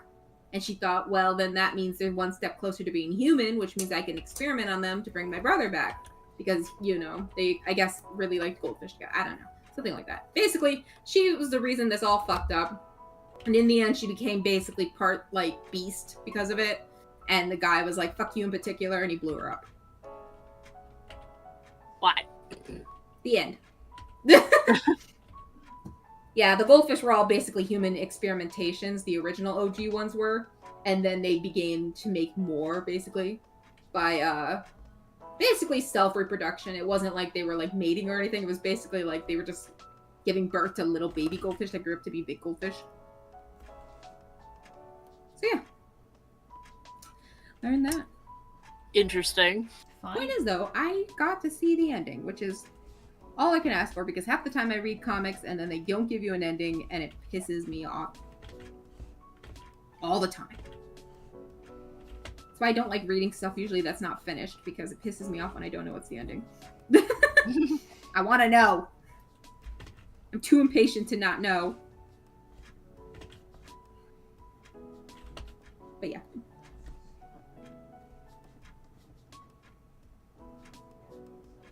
I'm also still baffled by the man who didn't realize his wife was missing for like 2 months after cheating on her. Stupid man. You not notice.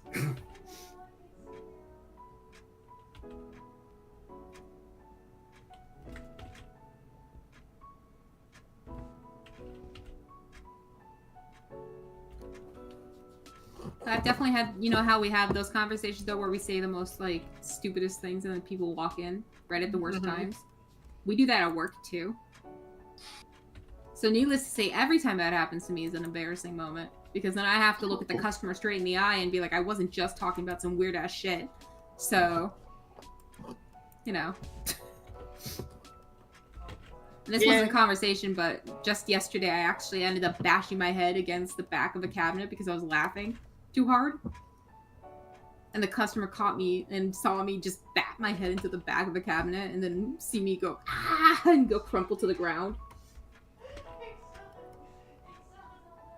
He didn't ask me if I was okay, but he gave me a look. Which honestly, why didn't he ask if I was okay? Well, how rude.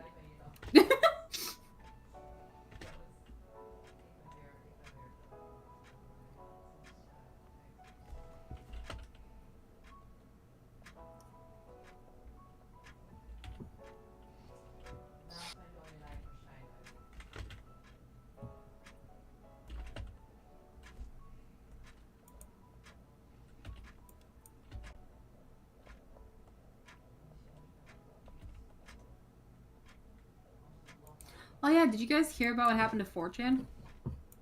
Yeah, it apparently got hacked. Right? Yeah, whole thing pretty much got leaked, taken down, blah blah blah, basically.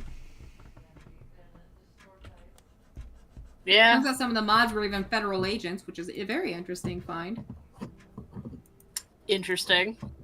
I mean, I'm not surprised, but... Yeah, so basically just 4chan got... by some rival image board group or something. Wild. Mm-hmm. But they don't... I don't know who it is, because I don't see any mention of a name or anything, but... Yeah. Rival say. image board. Yeah, it was a rival image board, supposedly, that hacked into 4chan, basically, and just... Oh my god. So, interesting. I only found out about it this morning when I was going through my phone while waiting for work to not be work. Fair. It was kind of funny, though, I'm going to be honest. Out of all the websites to be taken like that, it was 4chan. I read about it yesterday, but I just did not care. Never going for it, Jen. I just think it's funny. I've never been. Yeah, it's a little funny. Watch 4chan come and swarm us now.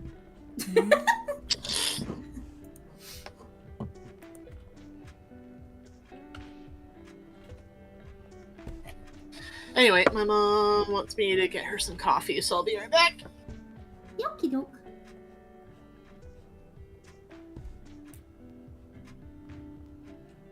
Alright, Mama, if you could date any fictional character, who would it be?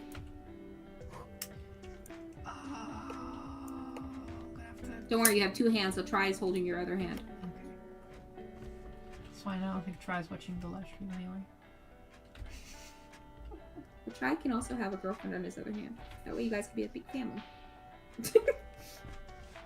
Only if he picks one that I want to hold hands with too. No, fair enough. That's valid. So I guess you also have to pick a boyfriend that he would want to hold hands. I mean Maximilian, obviously. That's actually the answer I was expecting. Or Ramatra. I just want. I was playing Overwatch today, and Ramatra flirted with me. Don't tell Flat. Don't Try. Oh my god. Yeah. He was spamming that Valentine's voice line of what was it? You are my starlight? No. Oh no, that's Sigma. That's Sigma. I forgot what his is. It's about something about spending it together.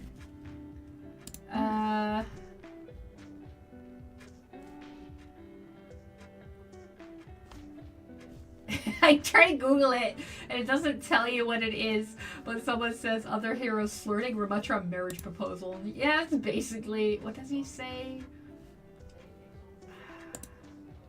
I feel like I have it, I just don't remember it, because I never play Ramatra. Oh! He says, our lives are short, will you share yours with me? It's something like that. Aw, that's so cute. That is very flirty. Yeah. Honestly, some of them have really good flirt lines, so...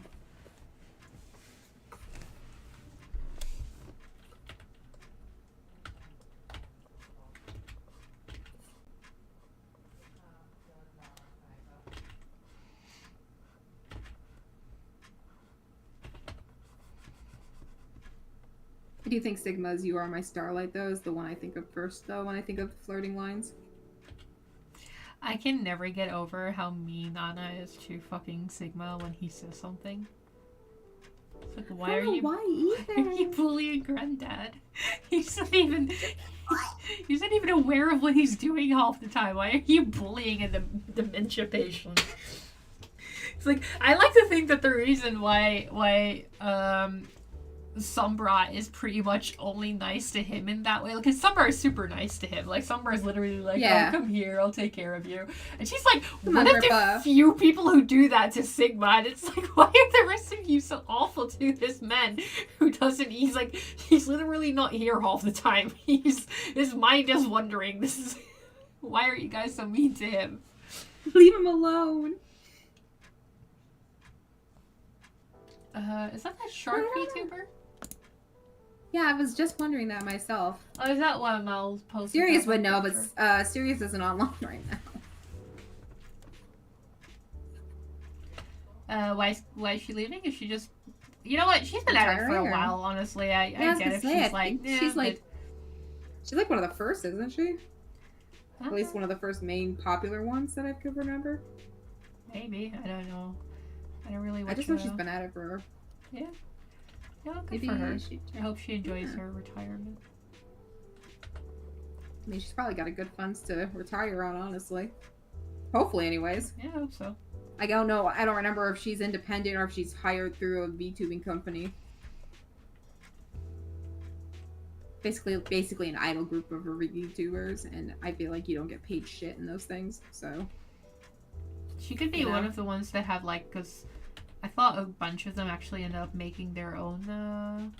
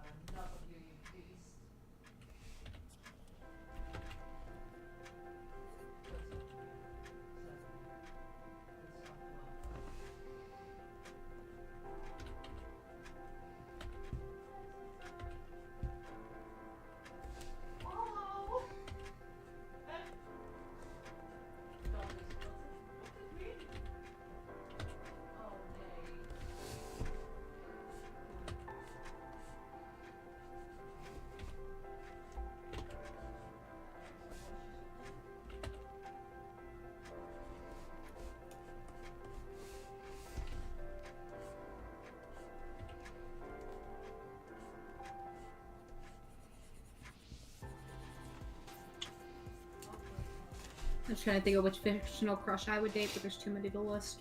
I was about to say, like your problem isn't so much trying to figure one out; it's more like which one of the 500.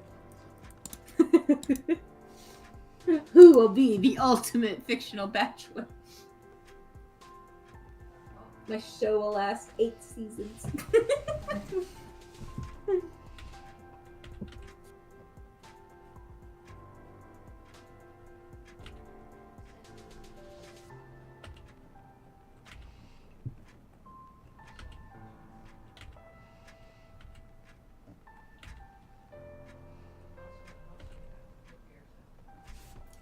You know, ever since they came out with Ramatra, I did have like a crisis of which of the Omnics do I like the most, because I love Ramatra and I love Maximilian, and also I love obviously Zenyatta. Yeah, of course. I love all of them. You love all the robots. I love all the robots. Mine's Bob. Bob's great too. He's a love bit me, too Bob. much of a silent type for me. I need, See, I like that though. I need Ramatra because he rambled on way too fucking long. Ramatra's the opposite of Bob. I like that.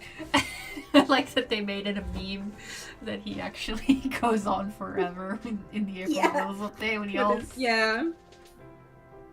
It's probably one of my favorite alt lines, to be honest with you, besides Hanzo's nom nom nom nom. Nom, nom, nom, nom, nom. It's still gonna be, I think, my favorite out of everyone. Even though we never play him, so we barely ever hear it. No. But it's fun to hear other people playing it, and then suddenly you hear a nom nom nom nom nom nom nom. I think too, the funny thing is, I think you only hear that if you're on like the enemy team. Like if the Yeah. it's like the enemy Hanzo who has to do it. Mm-hmm.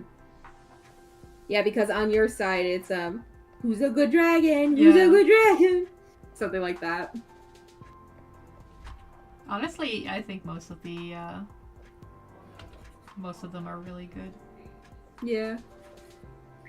I like Mercy's. Do I have to? I like Diva's pressing Q. uh, Also, Genji's shing shing shing shing shing shing shing shing. Oh, which is the other one that I really liked? I heard it today. I do like that Symmetras is like fashionably late.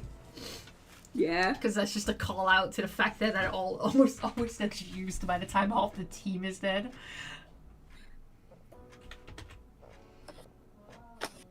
I don't feel like Anna's got a very fun one though. I don't even remember what hers is. That's just it. She doesn't have an interesting one. Well, what does it say? I don't remember. Yeah, I'll look it up. Also, Yankee has come in and says, I see Splatooner, immediately joins. Pardon bluntness, I have Splatoon bias.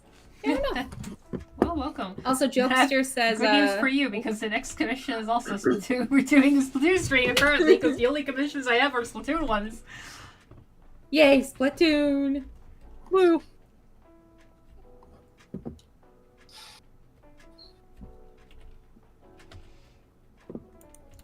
I say, what was it? Jokester also says the reason Gargara is leaving is because managerial differences. Oh.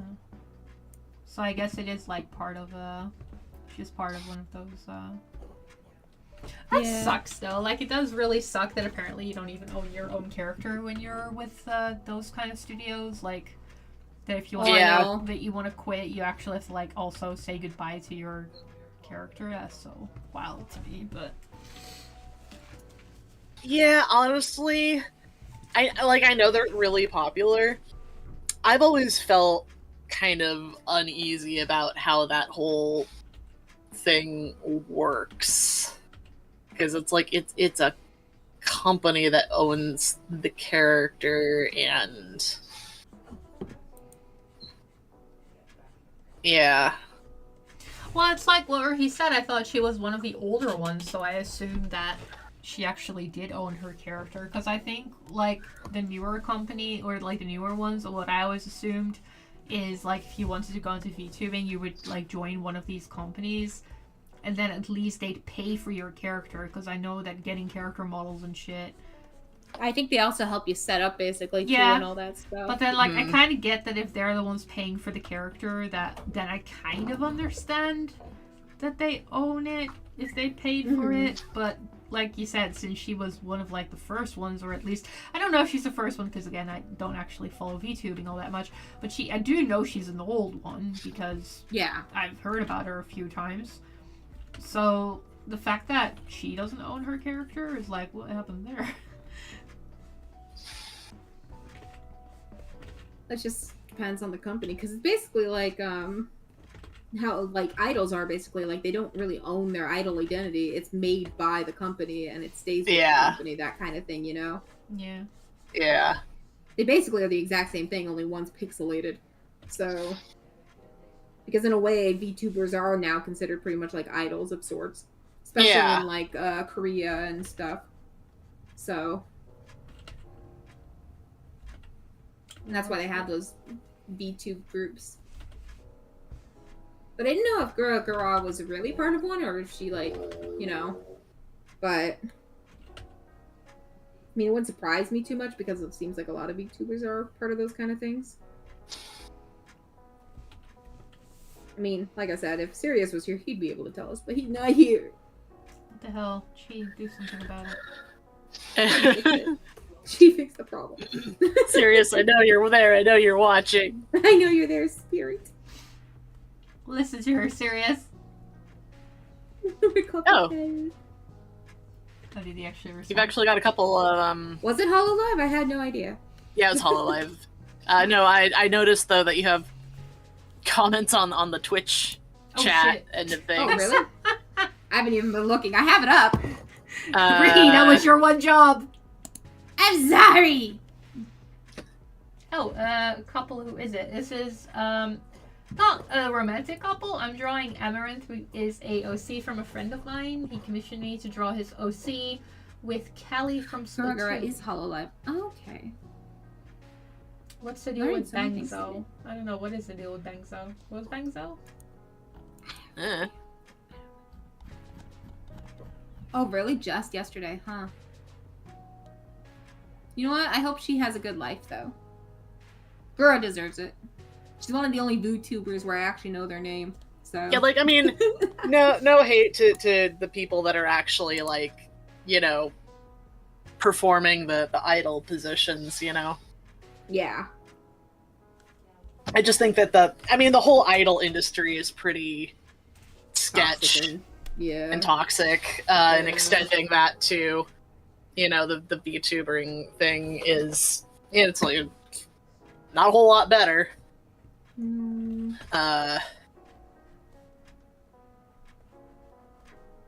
But people want to see their live anime waifus, so they watch it. If I ever made a VTuber, it's just gonna be Mimsy. Actually, I do want to make like a little avatar that I can use for live streams, but I don't think I'll ever be an I don't really want to be an actual VTuber. I just want a funny little avatar. I mean, like the one that you have, like a PNG tuber, or kind of more like 3D. Yeah, more like a PNG tuber, which technically I already have anyway because I have that little character in the back. But one that's like more interactive. One that actually kind of mimics and stuff like that. Yeah. I could see like the little, you know, avatar that you have in the corner of your screen there, basically just being synced up with when you're talking. It looks like it's talking, that kind of thing, and that would be a PNG tuber thing. And I think you could easily get that done. Yeah. Yeah. Well, I don't want to get it done. I actually want to make it myself, but. No, that's what I mean, though. I feel like you can get it done, as in you can make it. Like, it wouldn't. It would be attainable for you to do yourself. Yeah. As opposed to learning how to like piece and rig an entire. Yeah. If I ever wanted to do that, I would bully Try. I was just thinking, Try knows kind of how to do it, so maybe Try could do it for you, but... Try make me a VTuber. Try make me a VTuber, make me famous. You'll be my agent. Shadowbean Art says hello. How are you guys? Hello. And then when I graduate, he owns the character. Start seeing the character stream it again, but it's Try's voice this time. That would be great. Actually, I would watch that. I don't know what Try streams Factorio. That's all he does. I'd support him. Just me, like I'm sick and I'm like, Try do a VTubing for me. I can't do it. Be the to be rude. Would you do like a Ruby Roo thing, or would you do more like a little Momo Gremlin? I would do Momo Gremlin. Ah, nice. I like Momo Gremlin. I'm biased though, because I like Momo. So. Wow. It's you. I'm talking about you. What are you talking about? You pork. I like that I made a little avatar of myself in a D&D campaign and you guys refuse to let me kill it. No. That's killing God. You can't do that. She's a god. She's our god. She isn't. Oh, they're serious. Wow. Serious, where were you when we needed So you? late. He forgot there was a stream today. Oh. We had questions, seriously. You weren't here to answer them.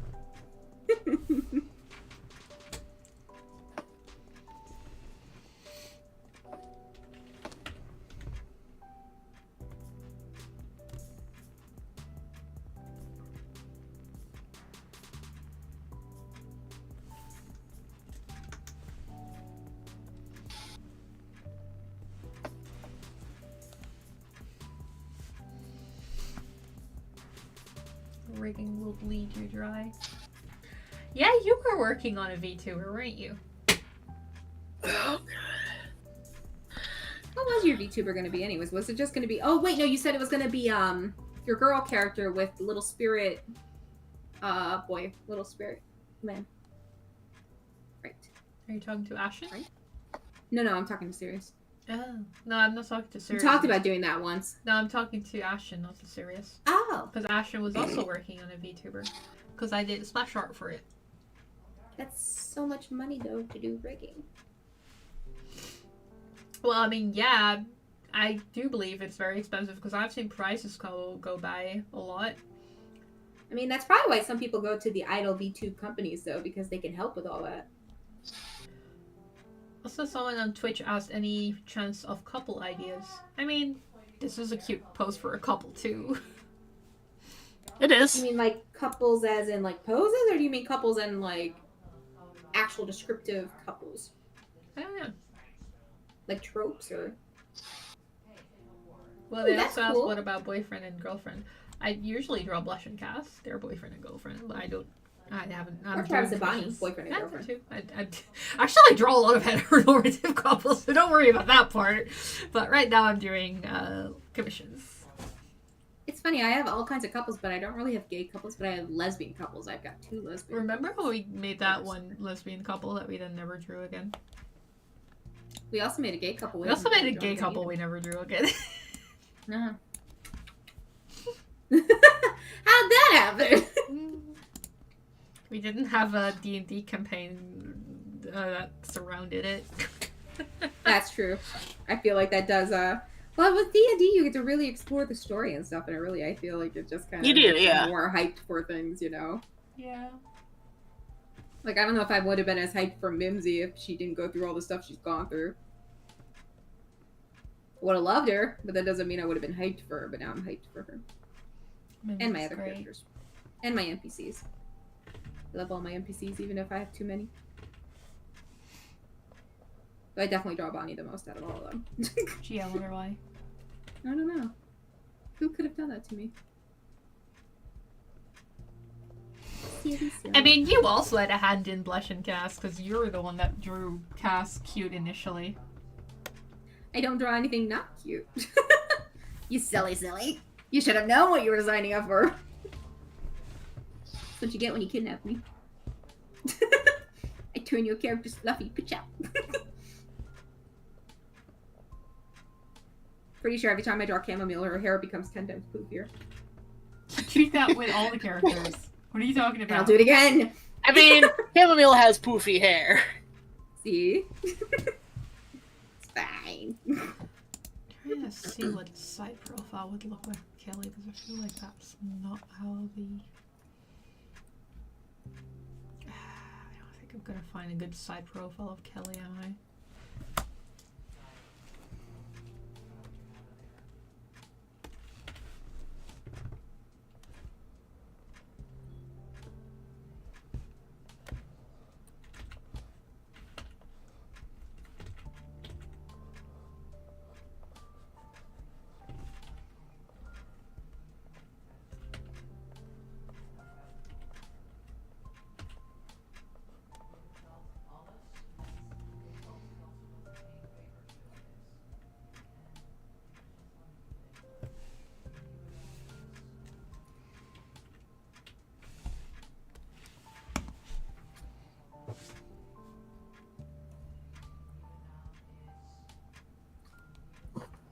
Mars says, "Oh, this is gorgeous."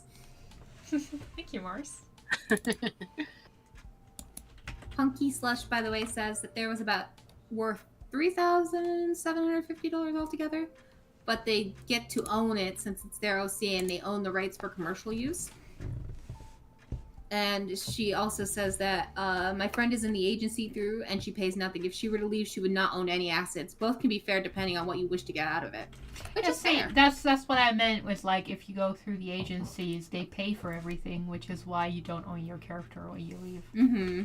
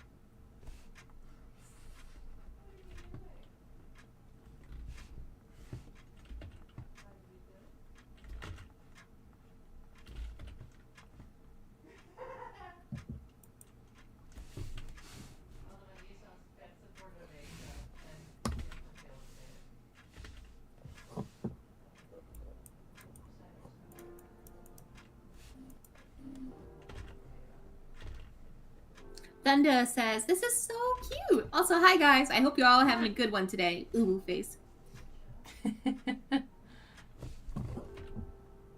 I hope you have a good one too, Thunda. Also, Sirius says, in some rare cases, you can inherit your assets from an agency, but only if, like, the agency itself dissolves, which has happened. Which I guess is understandable.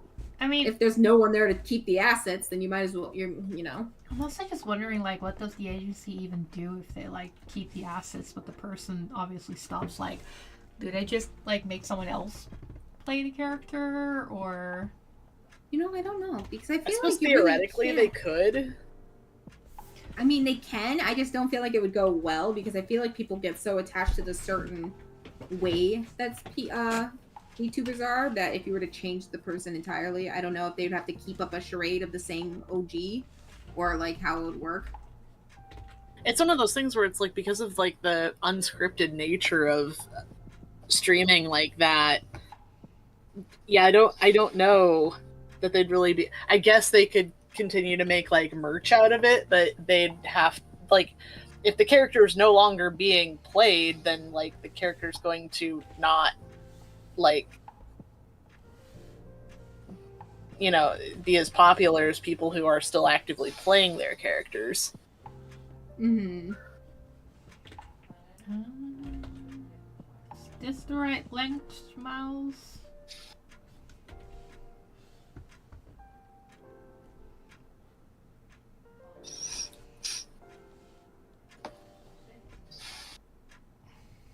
You wanted the tentacles to be longer on Emeralds.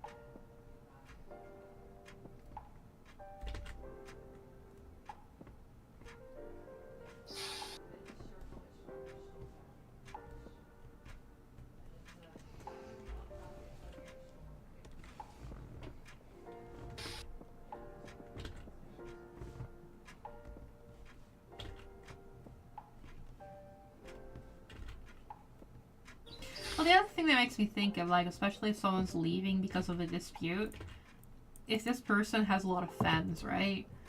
I don't think you're gonna get away with just, like, using the model again, but, like, with a different person.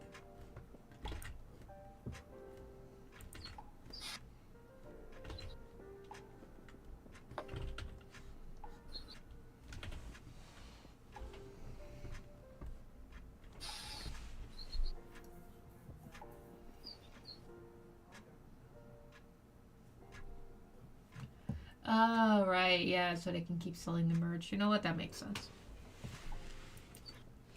But again, like, I do feel if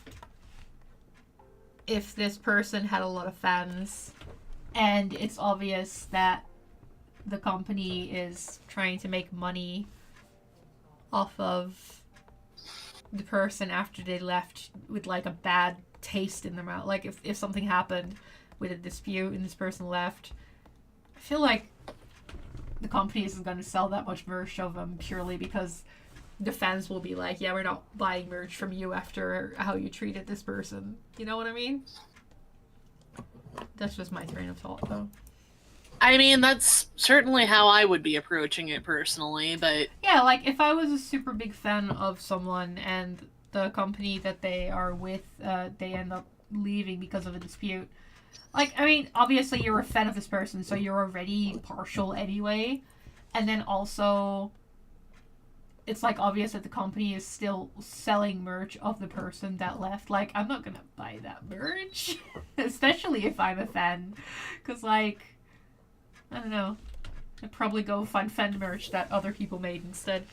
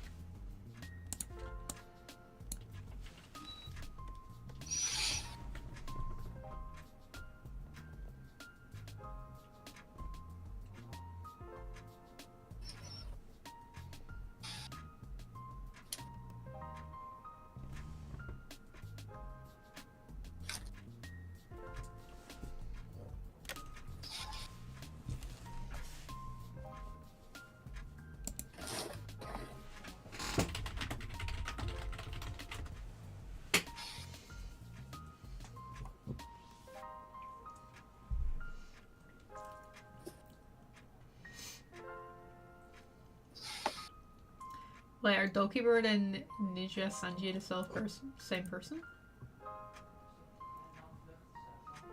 I don't know who either of those people are, though. I do not know either, but I believe in all of them.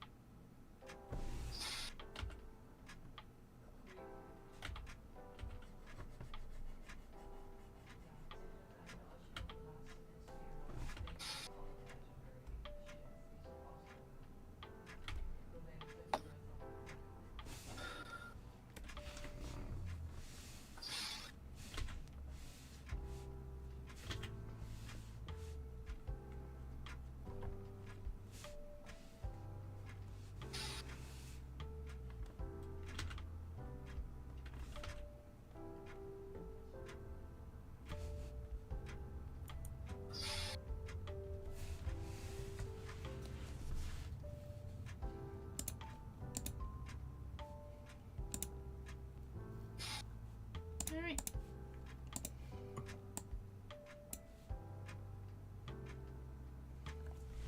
Woo.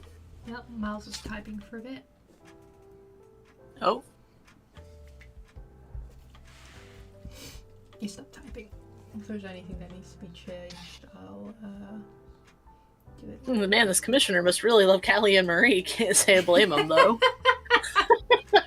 It's not Callie and Mary, actually. It's Callie and their OC, Amaranth. I also drew Amaranth and Mary, but that was a last commission stream, I think.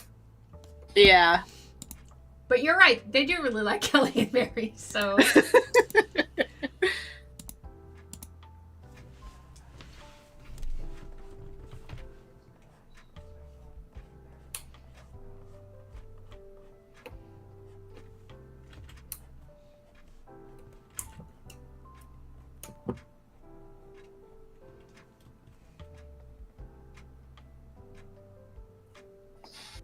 Oh.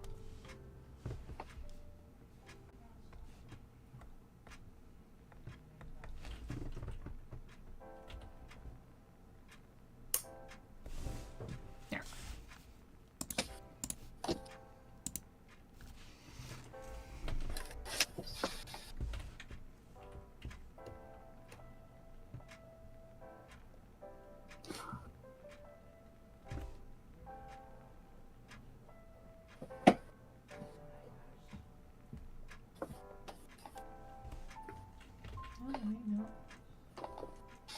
Wait.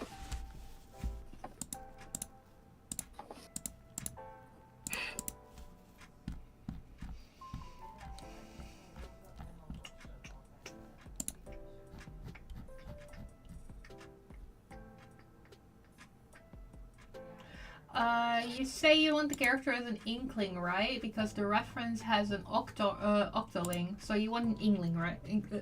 Sorry, inkling, right? Not octarian. Pumpkin slush.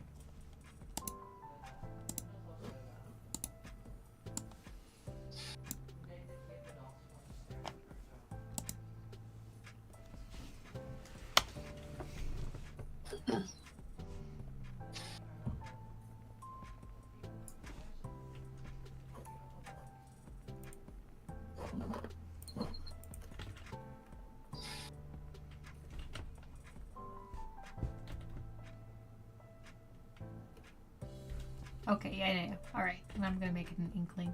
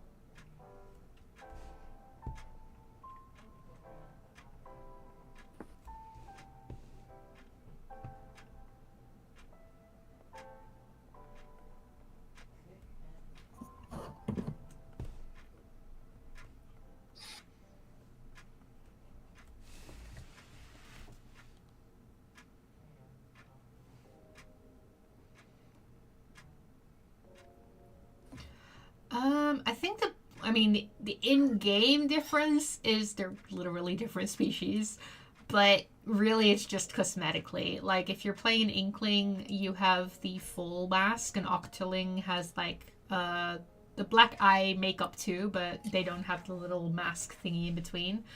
I think it also has to do with the amount of tentacles, like an Inkling has, supposedly, like, how many, like...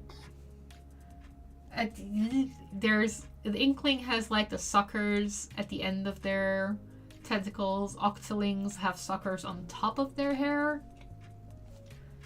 Like, if you're playing Splatoon, there is no difference. If you're playing the story mode, the entire storyline of the first and the second game is your versus the Octarians. Like, that's the Inkling versus Octoling, because they're at war with each other. But really, they look very similar. Like, their body Also, style. Inklings have the triangle Dorito ears, and Octolings have the round, long ears that are still round. Which doesn't matter, because I always draw them pointy anyway. Because that's just how I draw them.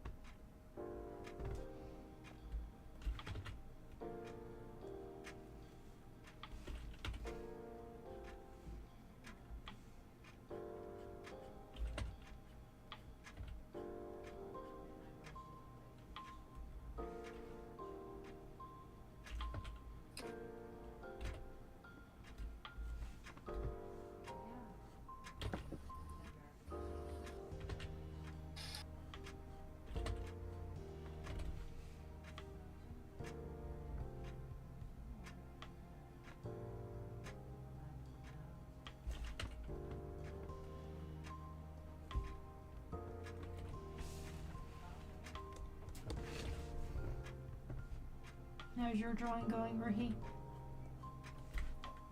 Huh? I said, how's your drawing going? Pretty good. I've gotten a good chunk of the background done. Woo. Still working on it though.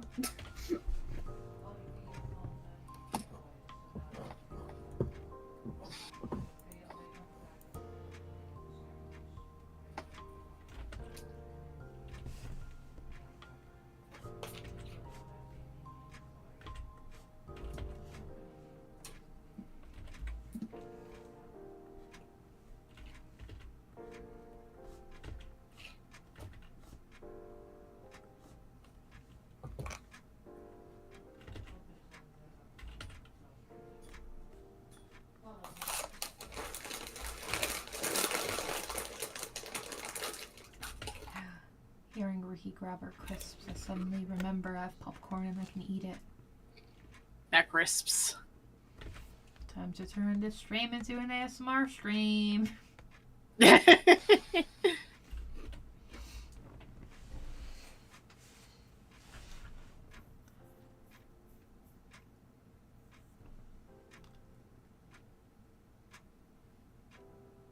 Hi, Spear. Hello.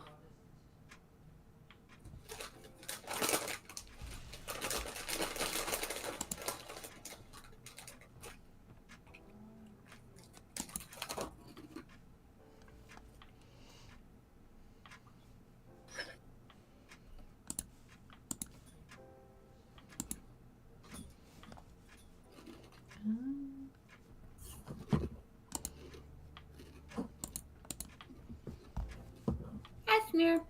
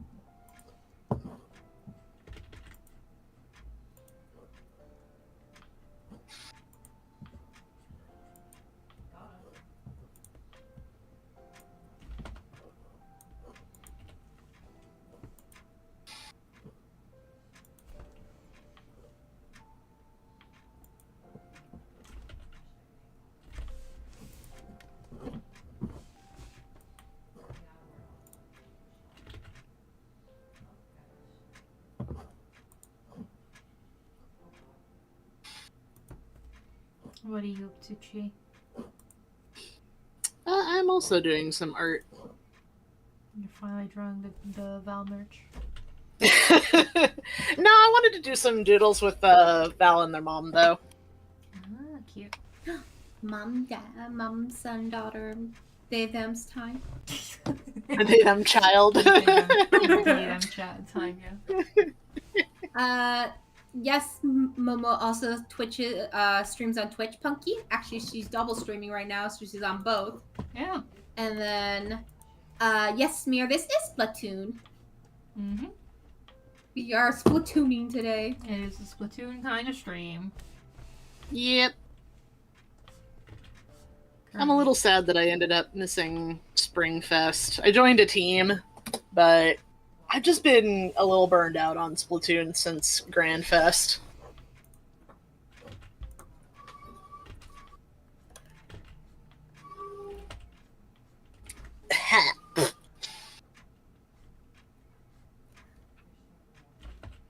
Mm.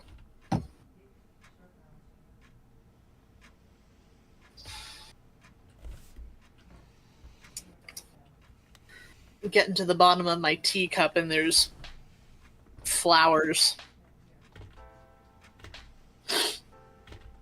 Nice. Question mark? Yeah, not so nice.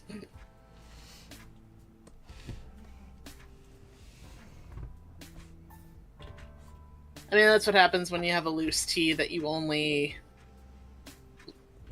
filter a little bit. I'm gonna say, do you not have a proper strainer?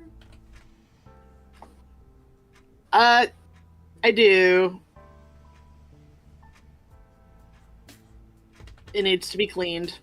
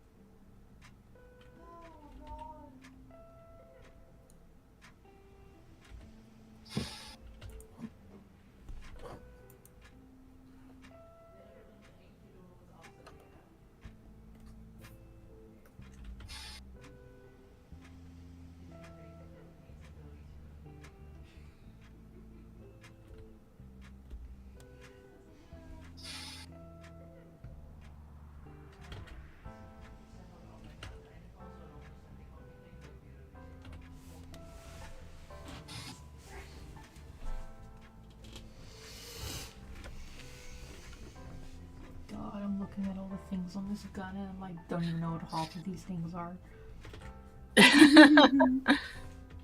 I don't know anything about guns. They go pew pew. They go pew.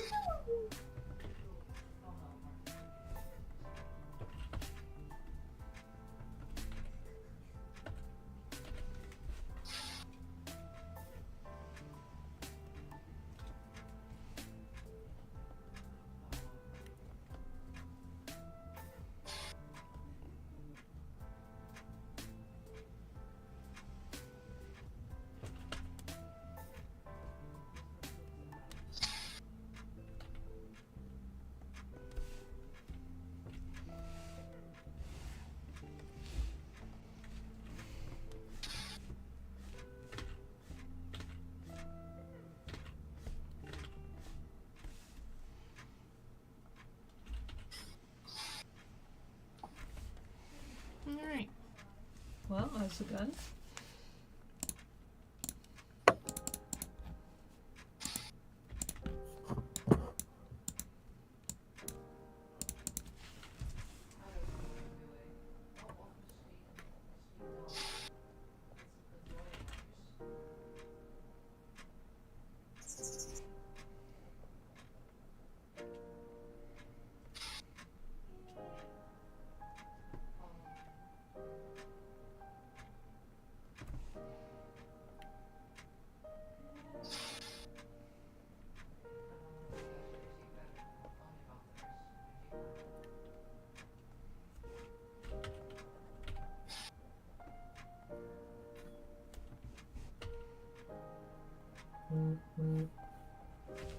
Womp womp. Oh yeah, that's my phone.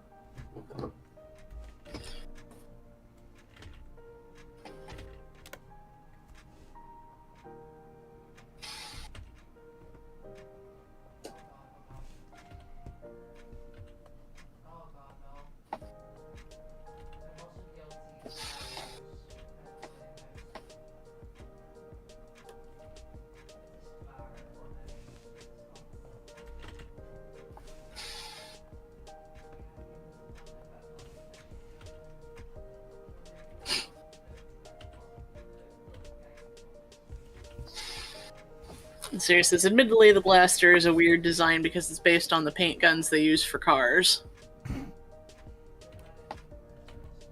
Honestly, that's one of the things I really appreciate about Splatoon and its weapon designs is just how many weapon designs are various common, like, real-world objects.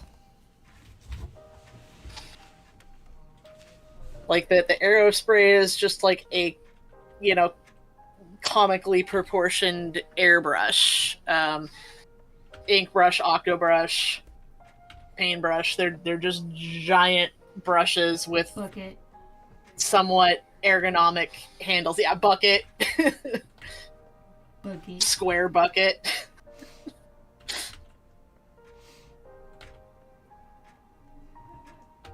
I miss my bucket.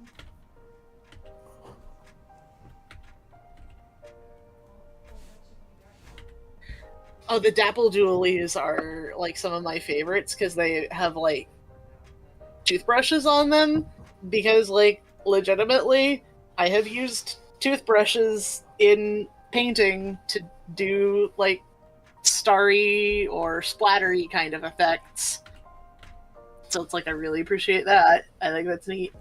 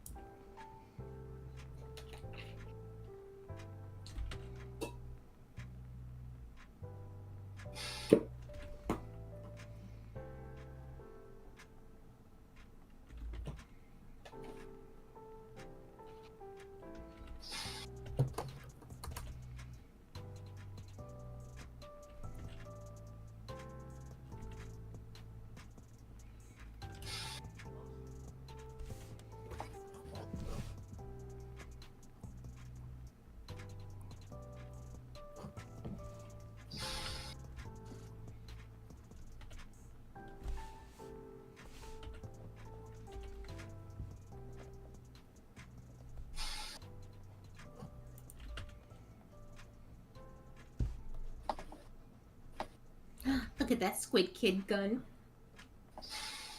Much Squid gun, Kid very gun. wow. Yeah.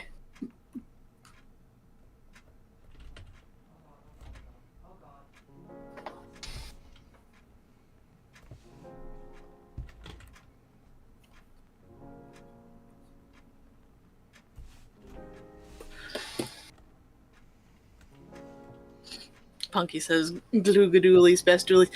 Yeah, like literally like the hot glue gun doolies. Of all the like kind of punchier, like heavier weapons, I do like the glue guns, but I don't generally prefer the lighter weight weapons because I can't aim, so I need weapons where I can just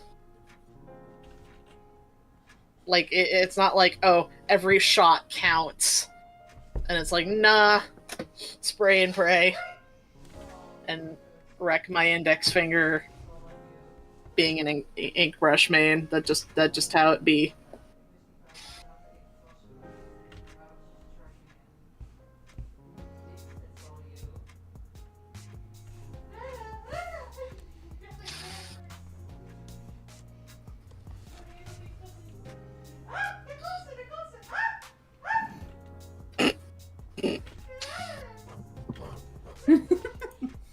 Sorry.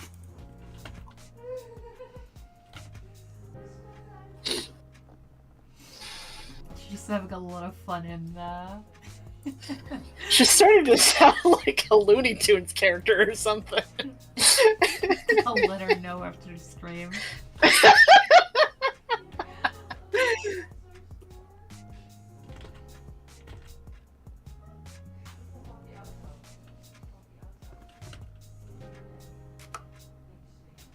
I'm gonna try to add as much detail of her as I can, but I have to say her ref is extremely detailed, and I'm afraid if I add every little detail, it might actually clutter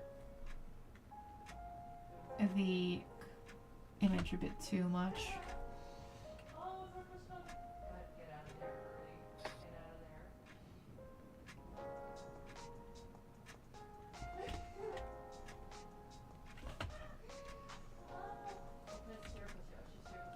Oh god.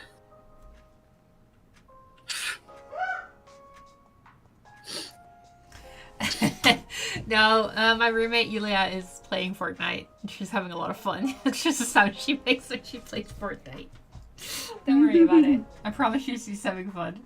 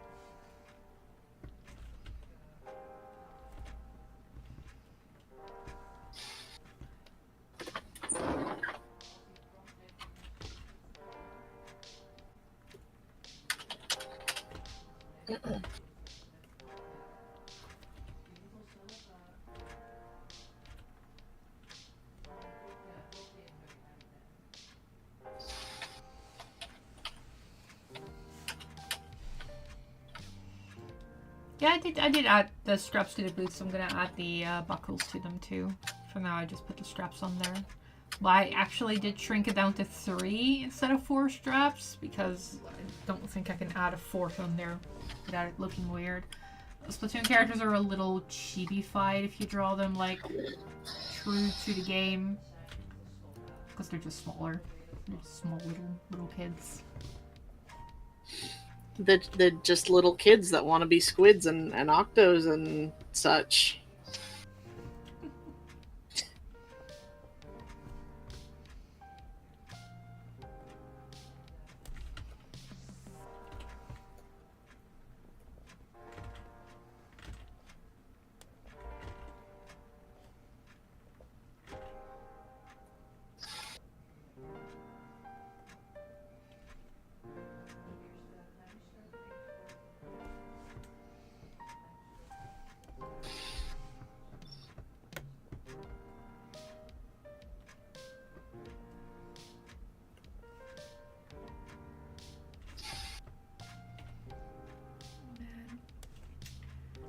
need to finish the little animations I was making for the Kickstarter. And then I didn't. There's like 10 days to go. I think there's 9 days to go now.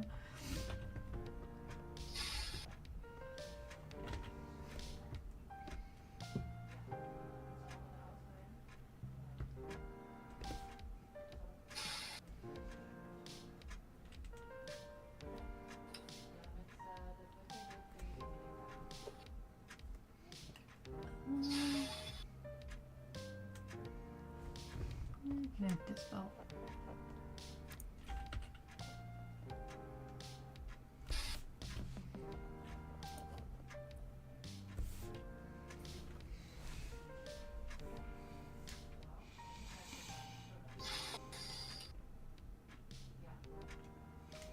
I know a side weight belt is important, but it's kind of getting covered up by the gun, but I can still draw like a little strap going down here, which is part of that belt.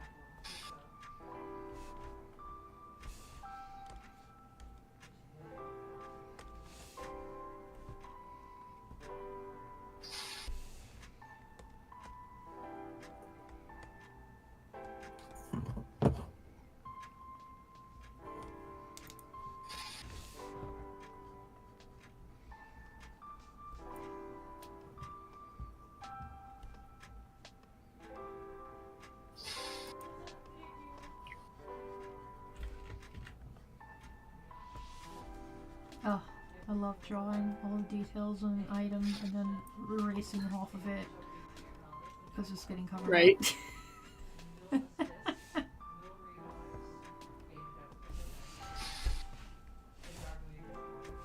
What do you mean I didn't have to draw that detail? Right.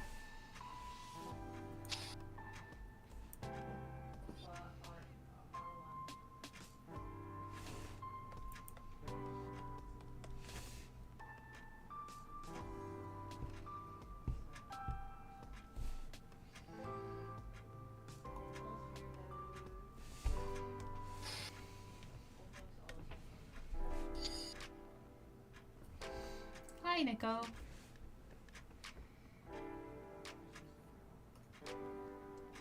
Wow, did you just call me a hoe?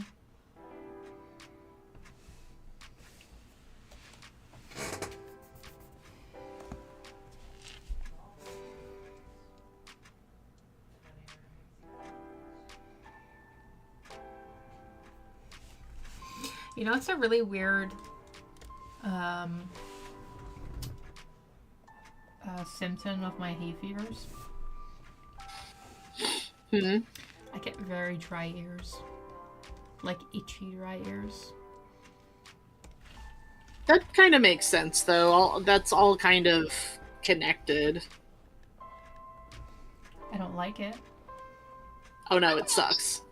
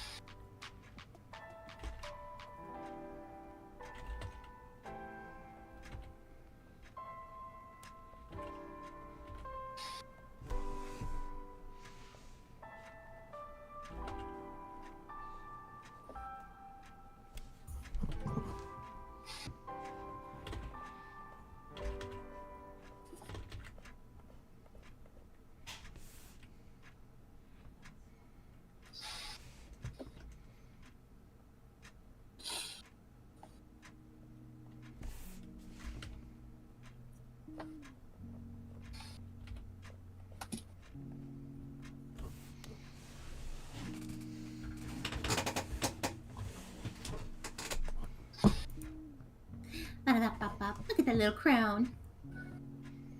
Yeah, it needs to be a bit Woo. more tilted. Ooh. It's like kind of hanging on the side of it. Oh god, they're finally coming to take her away. Lordy. They're here to take Callie away from being a menace. This is what Callie gets for getting under the house. I think they're coming for you, Yes. Why are they coming for me? Chi. You went Cat under the neglect. house too. Cat neglect. You let her do the thing that she wasn't supposed to do. How could you? Well, it's like apparently Dad didn't even know that she slipped out. I thought it came to you to there tell were- you that she slipped out. So no, like he opened the door. He didn't notice that she'd slipped out. It wasn't until like the guy that was actually under the house was like, "Do you guys have a cat?" That he's like, "Oh shit."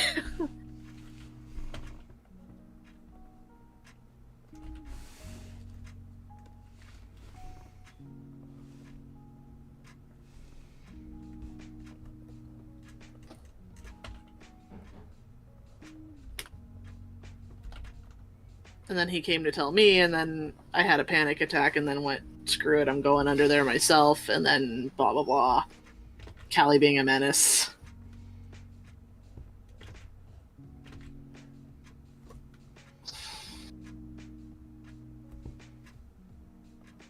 Did the guy that was already under there not want to help you? She was running away from him. Yeah, okay. Callie's like, I don't want no man touching me. Fuck that shit. Gotta go. You gotta go. It's Yeah, like she that's fair. was so torn between, ooh, there's a hole under here that I didn't know about and I want to explore it, and oh god, there's a stranger in my house. 2 strangers in my house. And I don't want them near me.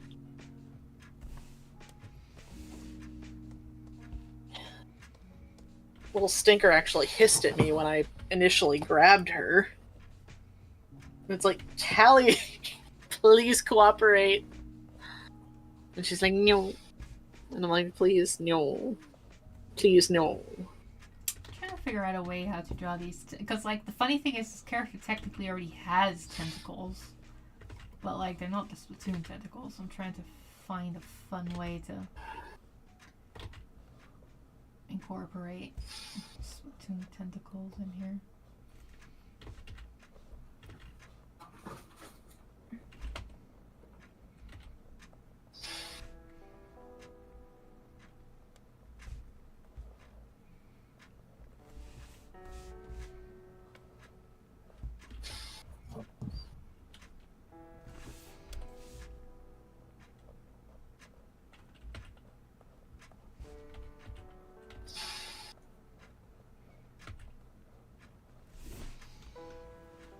Alright, so we have that option.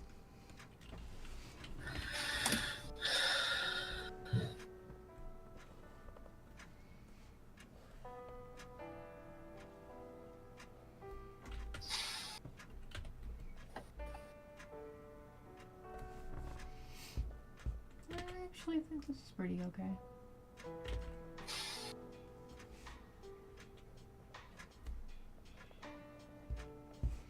What do you think, Bumpy?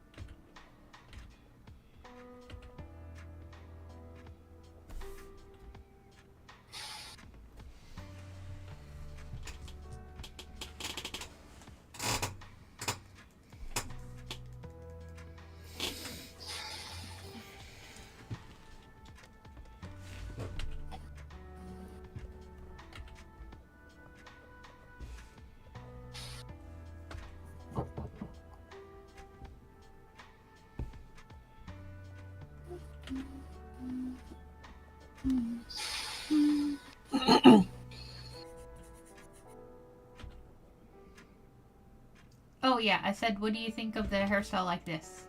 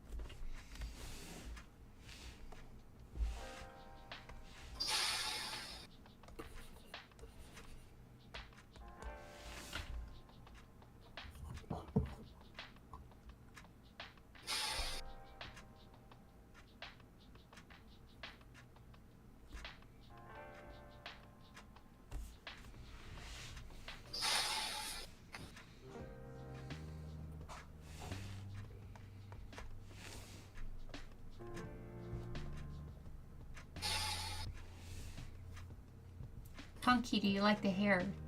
Do you want anything changed?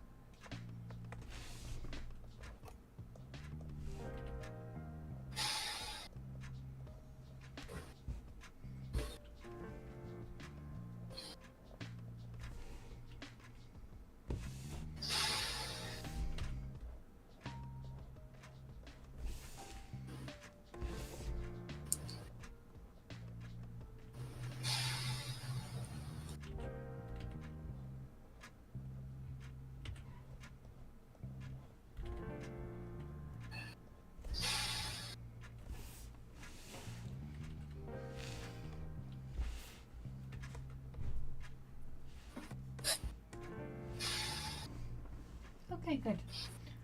I'll add the little crosses over here.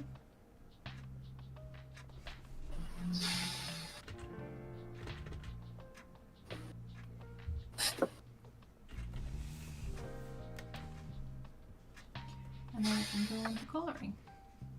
Woo!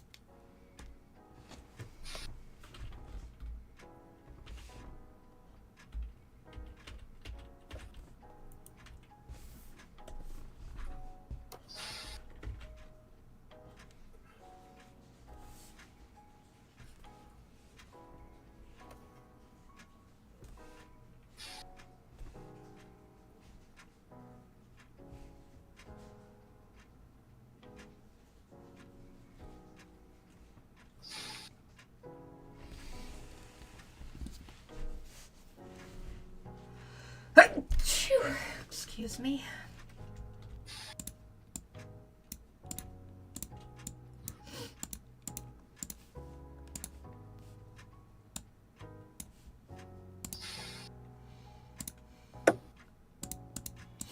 Ruhi, tell us something fun.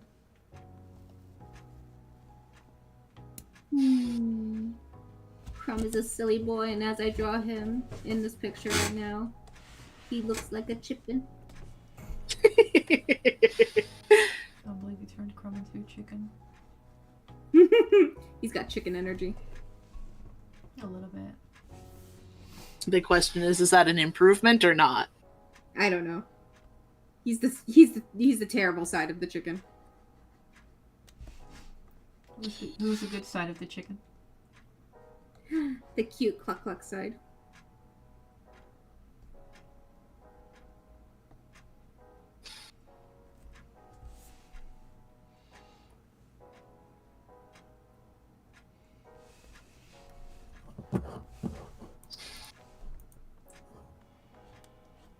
I can give you another question. Yeah, go for it. What's your spirit animal?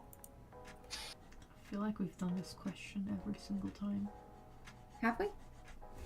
I don't know. I was just trying to find one that would look easy to answer. I swear. Alright, fine. What's your favorite swear word? Fuck. Fuck is easy. Wow, okay. You didn't say bick? What's wrong with you? You barely use big. I use bick all the time. No, you don't. I say it in real life all the time. I think Haas is fun. This is fun. Harlot. Hussy. Jezebel. Jezebel. You are definitely a Jezebel. You're a Jezebel. Jess is a Jezebel. Actually, I don't know. Hi, Chris. I wonder which kid was in here with me. What's up, buddy? Would either of them go under the house? Yes, absolutely. Chris would especially, I feel like, because he's been outside. That's fair. He was an outdoor cat. Before I took him. Like he's. I mean, the duality of cat. They can be sweet little angel babies, and they can also be little menaces. You're my angel baby. I know what you're talking about. Yuna's always an angel baby. Looks like an angel. She talks like an angel. But we know she's not. I've heard what she says about people. Dude, Yuna? Yeah. No, we don't talk about that. I know what she's whispering in your ear when she tries to break your neck. We don't talk about her misogyny. She can't be misogynistic. She's got to marry my child. Jess. Alright, her misandry then. Yeah, okay. Chris, would you go under the house? Would you be a misandrist? You're a good boy. A good boy who steals Jess's bed now. I think he sleeps more in the bed right now than she does. Though she's right now probably enjoying the sun. I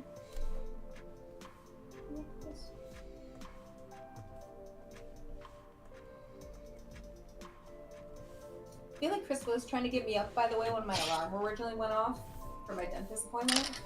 And I just kept pushing him like, no, you baby, don't wake me up. Yeah. He was. But he didn't succeed, but he did get to cuddle, so I guess he won in the end. Honestly, that's probably all he wanted anyway. Yeah. Well, I think when he hears the alarm, he assumes I'm going to work. So he's like, wait. Don't do it. Beste. Hey Julia. She zegt dat je klonk als een Looney Tunes karakter. She zei dat je klonk als een Looney Tunes karakter. Yeah, that's fair. She sounded very animated, is the point. The live stream is asking you what you were doing. Playing Fortnite, baby. getting them Vicky Royales. Did you get any Vicky Royales? We got 2. What Oh my character God. does Yulia play in Fortnite? What character do you play in Fortnite? Miku, of course. Hell yeah! And Lara Croft. And But more often than not, Miku. I thought you had Sabrina. I mean, Carpenter. Miku's I can have sing. Sabrina Carpenter, but I only play her. all You the don't time. play her. You just have her. Yeah, I don't have Sabrina Carpenter's songs because I don't have money to buy them. Okay. Otherwise, Everyone commission Yulia so she can buy the Sabrina Carpenter songs. Yeah, give me I money. don't know, will she draw more Golden $50. Girls D&D characters? Ruhi says she'll give you more money if you draw more Golden Girls D&D. I will. Promise. Yay! I'm going to bed. Good night. I love my Golden Girls D&D poster. You only have to wait a year for it. Only a year. It's not that big of a deal. It's the anticipation.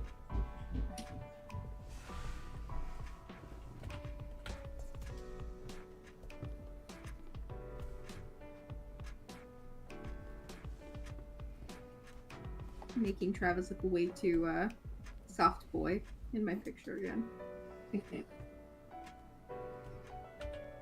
What else is new? Do you not want a soft boy? Do you not want a soy boy? He's not a soy boy. I don't even know what that term means, but every time I hear it, I think of soft boys. I don't know if that's what soy boy means, though. I don't know what a soy boy is. Do they just eat soy? Is that what their whole thing is? Like, Maybe.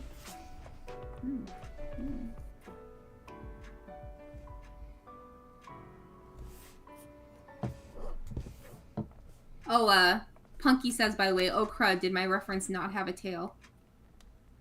Oh, do you want the tail? I can add a tail to it. No, your reference does have a tail. I just didn't know if the tail had to be included because it's an Splatoon character. But I'll add the tail in for you.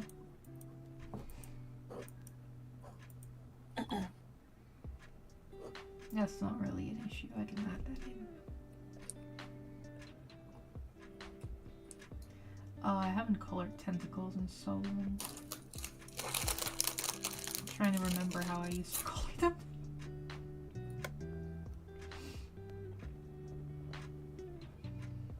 I had a pretty specific way of coloring them.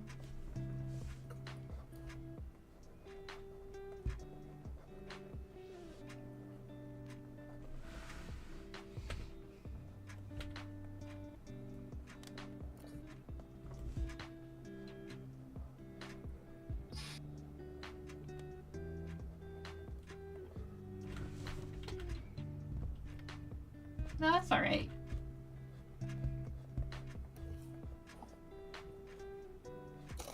I've drawn this character to you already. I know they have a tail.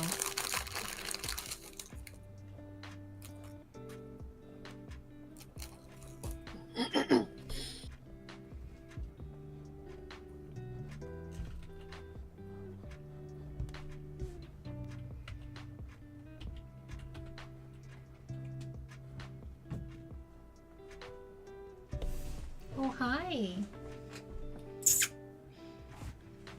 Are you all lounged out now? Are you gonna leave me? Okay.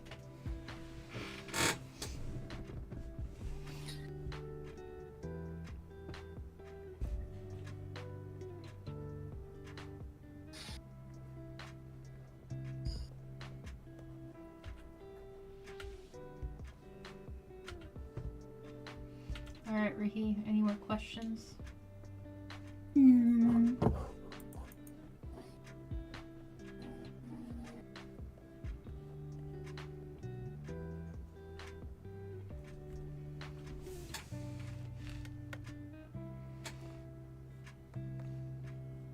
to find one that's not, because I'm reading one off of like 100 girls' night questions, but the thing is, like, half of these are all about like sex, and I'm like, we should probably not talk about that.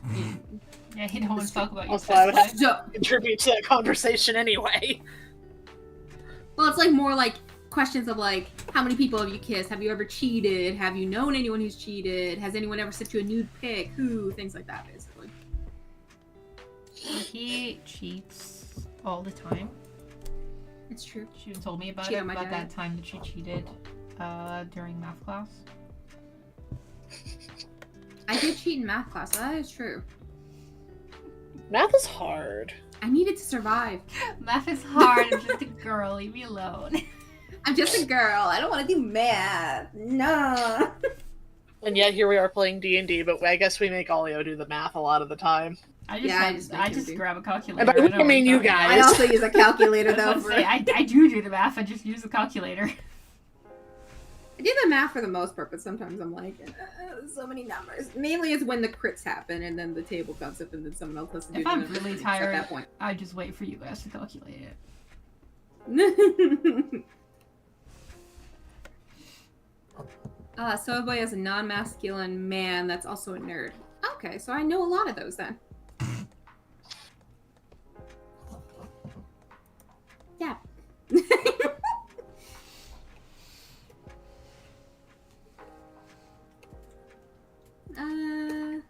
Who would you say is the best dancer in this group? Not me. What? You didn't even try. It's me. Are you the best dancer? Mm-hmm. Oh my god, I'm so proud of you. I support you in your dancing dreams, you dancing queen. Thanks. Young and free, only 30. So Sam's not 17 anymore. I do remember exactly your age though, too. Oh, what is my age, Ruhi? Was it 33? Yeah, it is. Ha! Knew it, sucker. I'm fucking old. It's because I know for a fact you're younger than me, so. Yeah. You're the baby right now. Baby girl, baby. No, I'm not. Yeah, you are. She's older than us. Yeah, but she's Yeah. grandma. She doesn't count. So does that make she grandma, I'm mother, and your daughter? No. I'll be a cool mom, I promise. No, thank you. I'll take you to Disneyland. No, thank you. Take you to the Disneyland in Japan. You're not taking me anywhere. Why not? Oh, so I have to go to you, but you can't come to me? What's wrong with you? Yeah, that's exactly how it works. I don't want to go to America, Ruhi. We can go somewhere else. I can go to Japan's Disneyland. Hey, you can come to the Netherlands. You don't have Disneyland. We have the Efteling. Excuse you. What's I'm wrong with very the Efteling? specifically saying nothing. I'm just saying very specifically Disneyland. I don't want to go to So- Disneyland. I want to go to the Efteling. Well, you know what? Beggars can't be choosers. Be grateful. No. I'm not going to I'm not going to Disneyland. Not even in Japan? What's wrong with you? You know, I was always taught never to go to a second location. That's when Things that have always scared me. Second locations. If someone tells me to go to one location to another, I will not go. You want to hear the wildest? All right. You want to hear the wildest convention drama? I have the tea for you, Yeah. for all of you in here. Okay. Fun. I don't know if I already told you guys. I think I already kind of talked about it, but Probably. all right. So what happened is I think it was last weekend or was the weekend before that. There was a convention in the Netherlands, so we have like a bunch of different. Oh wait, is this conventions. about the Yeah. one convention? So- Okay, yeah. So what happened is we have a bunch of This is conventions, one of those conversations she came into and was like, "What the heck are you talking about?" and one of them, they're called. I'm just gonna, you know what? I'm gonna call them out. They're called Tomo Fair, and I've been to a few Tomo Fairs myself. They're pretty cute. They're very like cheap to get into for visitors. Like it's one of those conventions a lot of younger people go to, which I think is great because like you don't have to pay like 40 euros to have a good time. Because not saying the other conventions we have in the Netherlands aren't good, but like a lot of the conventions we have, especially the older ones, have gotten pretty pricey. So to go to any of these events, like yeah, you'll have more stuff to do. But you also pay like, what is it, 30 quid to get in, right? Like 30 euros to get in is expensive. It can be really expensive to get in. So, hey, welcome back. I'm shit talking conventions. Anyway, so Tomo Fair is one of those really affordable ones because half the time it's only like, if you pay an early bird ticket, I don't think it even costs you 10 euros. I think at the door you pay 15 euros. It's very cheap compared to the other conventions. The trade-off for that is that oftentimes it's not a very big convention. Most of them are being held in like gymnasia halls, like sport halls, like the kind of gym that is attached to a school, right? Like it's just a big hall, Yeah. and they just throw everything in there, and you can go and do karaoke. There's like a main stage, and then you have like obviously the vendor hall with the artists and everything, because that's what I usually do is I go to the conventions and sell my merch. So Tomo Fair in that aspect, I don't think it's bad. I think Tomo Fair is cute. It's a small convention. They do multiple a year. But where it goes bad is that sometimes they're not always... sometimes stuff goes wrong. Family. Stuff goes wrong.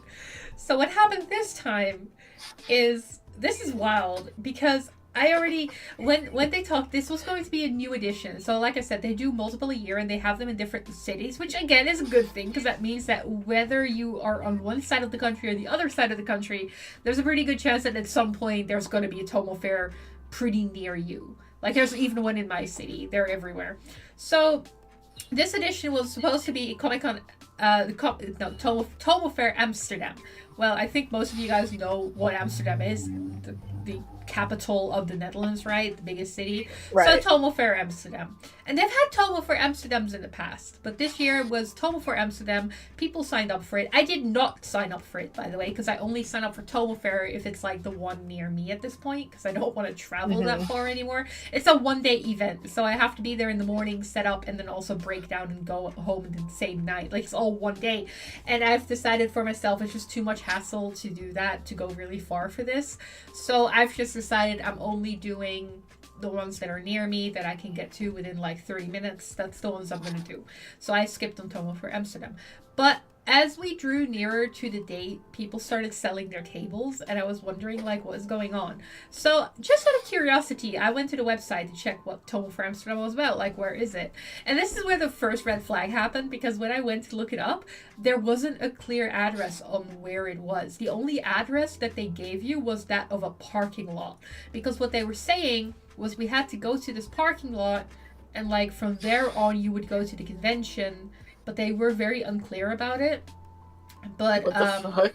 yeah, so they basically didn't have a proper address for the convention, which is wild. It's fucking wild. So I started to kind of understand why people were starting to sell their tables, because if I got the story straight, the reason that they were doing it this way was because the event hall didn't have a parking lot that was available. Like, I think the event hall had a parking lot, but it was under maintenance, or they were like doing something with it, so they didn't want anyone parking on it. So you couldn't park at the venue, which is why they told you to go park at this parking area that they gave you the address of. So that was the only address people got, which was this parking area that was near Rye, and Rye is in Amsterdam. So the Rye is like a big event hall at Amsterdam, right? So this is very, this is incredibly, what do you call it? Very sus, because by saying you do an event in Amsterdam, like, because they call it Tomo for Amsterdam, everyone's under the impression it's in Amsterdam, and then you give the address, which is like basically this other event hall. It's called the Rye. Everyone knows the Rye. It's a really big event hall, so that kind of gives people the assumption that your event is going to be at the Rye. And it wasn't, by the way. Spoilers, it wasn't at the Rye. So what happened, the day of the event came, and I just never bothered trying to get a table off of someone, because I kind of understood by the sounds of it, people weren't even sure if the vendors were allowed to park near the venue. So, and also, I know, based on Tomo Fair's track record, they will have buses going, but the buses only go when the visitors are there. So once the visitors are gone, the buses stop driving, which means if you're still breaking down your table and you wish to go home, you're not going to be able to use the buses because they're not driving anymore, because they only drive when the visitors are there, which is also kind of a problem in the morning if you have to get to the venue and the buses aren't going yet. Anyway, neither here nor there. Point was, I already saw that this was going to be a bit of a mess, and I was like, I'm not even touching that. No, I'm just going to have a chill Saturday. I'm not going to bother. And then Saturday happened, and the flood of complaints, because apparently what happened is people were told to go to the parking lot, which they did, and there were buses there, and they were told they had to get on the bus to go to the venue, Otherwise, they weren't like you had to take the bus. Like, I can't stress this enough. You got the ticket for the venue, like the wristband that you need to get into the venue.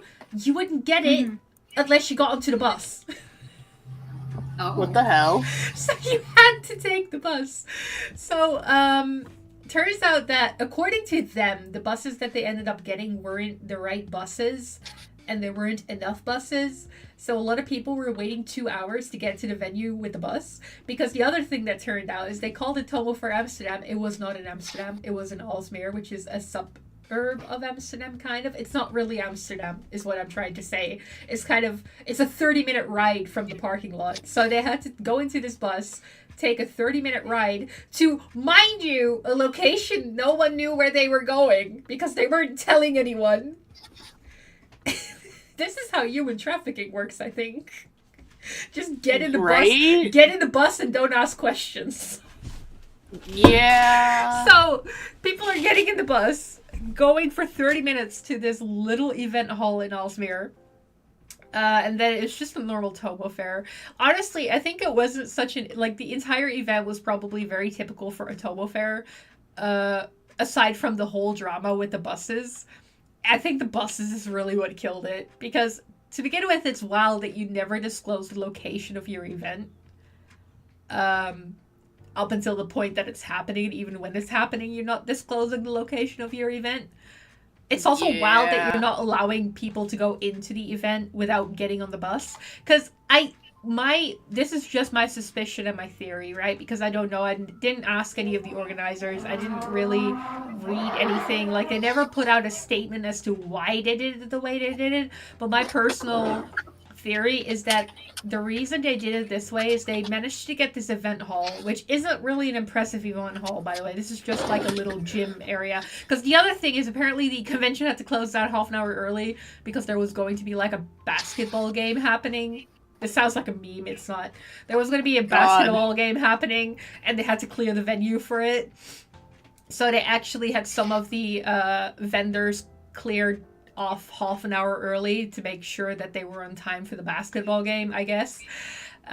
Anyway, I think the venue was, like I said, working on the parking lot. Because they did mention something about the parking lot being under maintenance and therefore no one could park there. So I think the venue had like a very strict rule with them that absolutely no one was allowed to park on their parking lot. And basically, in order to make sure that no one would, they just never gave the address so people wouldn't even try to come with their car, right? Because they just were so afraid of anyone trying to park there and like them getting in trouble with the venue that they basically made it a rule that you had to take the buses. You were not allowed to come near the venue with a car in order to get in. But it's so weird to me because I think people would have been less pissed off if they at least knew the venue. Like, at the worst case, just like have someone stand in front of the parking lot and like try to keep any car from coming on there. Then you could have had a kiss and ride. Like, people could have dropped off other people, and that should have still been fine as long as they didn't park on the parking lot. On top of that, there were other options with public transport, because apparently there was like a 15-minute walk you could get to a different bus, and then you could get on the metro, and then you would also be able to get back to the Rai. So that's what people did on their way back, because on the way there, obviously they couldn't do it because no one had the address, but on the way back, they couldn't force people back into the bus. So people just started walking because they didn't want to wait 2 more hours for the bus. The stupid bus, yeah. Yeah, because people literally said they had to wait 2 hours for the bus. Like, if I was on time for an event, or like, let's say I even bought it early, because this event offers early bird tickets. Let's say I bought an early bird ticket for this event, but then I'd take 2 hours to get there anyway, I'd be pretty pissed off. Like, I'm not gonna lie, I'd be pretty miffed. Yeah. Yeah, no, that entire event was a mess. I'm very happy I didn't go. Yeah, it sounds like he dodged a big bullet there. Yeah. Anyway, all that about secondary locations, because I think it's so wild that you are forcing people to take the bus to an event without telling them where they are going. Yeah. I don't think I would have gotten on the bus. Like, as soon as that bus is driving and we were on it for longer than 5 minutes, I would have started getting really nervous. Yeah.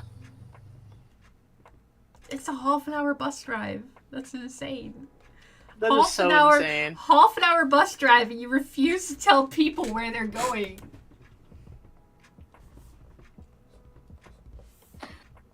And, like, not giving people the option to just take public transit, you know, the normal way. Yeah. Yeah, from what I understand, to be fair, it was kind of in the middle of nowhere. Like, I know 15-minute walk doesn't sound bad, but, like, for the Netherlands, if you have to walk 15 minutes to get the nearest public transport, and it wasn't a direct public transport, by the way, it was, like, you had to take a bus, and then you had to get off the bus, and then you had to get the metro, and because, again, it's half an hour from the Rye. So, it was kind of far off. So it's not bad that they had the option of public transport. Honestly, part of it is like, it's really neat that they had free transport from this parking lot. That was actually a good part of it. Like, it wasn't bad that they had that they made sure there was transport for people. That part wasn't bad. That was actually good. That actually, because in some form, they went beyond that what other conventions do, because there's also conventions that have their event happen in the middle of nowhere, and then they're just like, well, fuck if we know how you get here, you figure it out. Like, at least they had the buses. The problem is that they never, like, straight up, the only mistake they made was not tell people the location. Yeah. They should have just said, this is the address of the event, and we have to stipulate you cannot park there under any certain... Like, they just had to just put a fucking gopher there to make sure no one parks there. That's all you had to do. Instead of doing this weird roundabout way of trying to make sure people don't park there. Again, I don't even know for sure if that was the reason. It's, in my opinion, probably the reason. I don't know. But the whole bus situation was so weird. Yeah.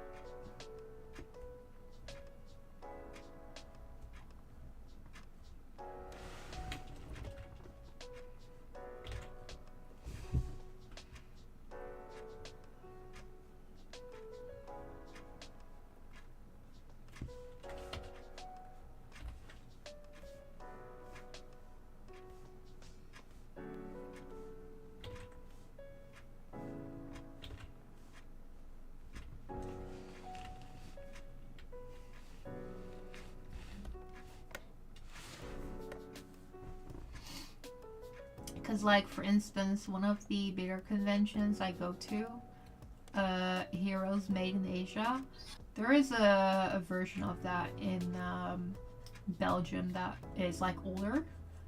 But I went to the very first Dutch version of that convention, which was held in Gorinchem. Yes, that is a real place in the Netherlands. Kind of in the middle of nowhere, again. So, the very first time they had the event there, I had to go down and build up. And at least this was one of those conventions where you could build up the night before, which is always great, because then you don't have to, like, do it early in the morning. So I went there to build up. And as we get to the venue, I already noticed this is the middle of nowhere, because we get to the train station, which is a very tiny train station for the Netherlands. And then we're waiting on this bus, and the bus shows up, and it's like a really... It's not a bus. It's not a full bus. It's like a, like a glorified Volkswagen. Like, there's like 6 people fit in it. It's just a van. It's a minivan with 6 people that can go in it. So, I'm looking at my roommate who went with me, and I'm like, this is going to be hell tomorrow, because, like, there are going to be a lot of people, and they're all going to have to take this tiny freaking bus. This is going to be bad. So what we decided to do, because in the Netherlands, if you travel with OV, like if you travel with public transport, you get a card, an OV card. And what we did is, at the stations, you've got something called OV bikes. So if you have this OV card, you can rent a bike at the station for like €2 a day. And you just bring the bike back to the station at the end of the day when you're done with it. So we rented these bikes, these 2 bikes, and then we placed them at the station. Like, we basically rented them, locked them back up at the station in a way that they couldn't get re-rented. Basically, we kind of hogged the bikes. And then the next day when we got to the station, we just grabbed the bikes and we went. Which is a good thing that we did it the night before, because the station only had, I think, 5 bikes, and we took 2 of them. Yeah. Yeah, it was a tiny station, guys. So the next day we go to the event, we take the bikes. It's like a 20-minute bike ride. It was like a 20 to 30-minute bike ride, or like almost an hour walk. So Oof. people were walking though. So this is what I mean with like the opposite of the spectrum. Is this event was pretty big, but it was in the middle of nowhere. Obviously, people were getting stuck at the station, and ended up just. But at least people had the address. You know, people knew where the event was. So they were either they would get cabs, or they would just be like, "Fuck it, we walk. We just walk for an hour." You know, whatever. So at least that was happening. Whereas with the other event, it's like no one knew what the fuck was going on. But the frustrating, well, not the frustrating, but the dumbest part about this is the next day, we had to actually hand the bikes back in, because we could only rent them for one day, because the next day we had to go back with the suitcases, so we couldn't have the bikes with us. So we wait at the station. We noticed immediately there's like a big bus waiting in front of the venue. In front of the station, and we go up and we ask. It's like, yeah, this is the bus that's gonna go to the event. And we're like, oh sweet. Like, we were like, oh, did they finally like hire buses? Like, that was last minute. And then he was like, no, we are from the bus company. They didn't hire us. They ended up putting the buses in themselves. Like, basically the bus drivers noticed how freaking busy it was at the station, so they called up their supervisors, told them what was going on. And then the supervisors were like, right, yeah, let's put extra buses in. Like, let's send extra buses over there. Oh, that's nice. Yeah. Yeah. And that's when we found out. And this is what I mean with, like, what do you mean they never had this sorted? Because that's when we find out that half of the time when these events require extra buses, it doesn't cost them fucking shit. All they have to do is let the fucking bus company know that it is happening.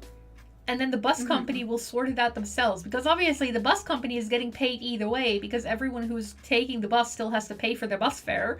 So it's in their best interest to have enough buses to handle the people going back and forth, because they're just making extra money. So they don't care. Yeah. It's not like they have to. Like, the only instance of which a venue would have to pay for the buses is if they would provide free bus rides for their visitors. Like what Tomo Fair did, which is like you get a free bus ride. You didn't have to pay for the bus ride. So in this instance, you still paid for the bus, so it's not like it was free. But just and it was also still going the normal bus route, by the way, so it wasn't just going straight from the station to the venue. It was doing the full bus route, but it just made sure they had the big buses and they were like ready. They had extra of them. It was just so wild for me to find out that, like, this should have been a non-issue, basically. The whole issue with the buses shouldn't have existed. Because they could have just told the bus company before the event happened that this was happening. The bus company would have sorted it out. But that would be so easy to do. Why would we do that? Complicated is the best way to go. Yeah.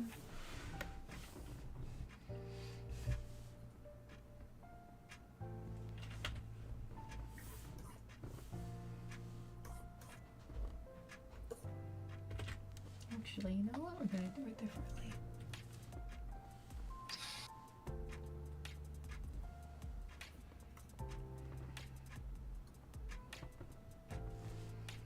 Yuna!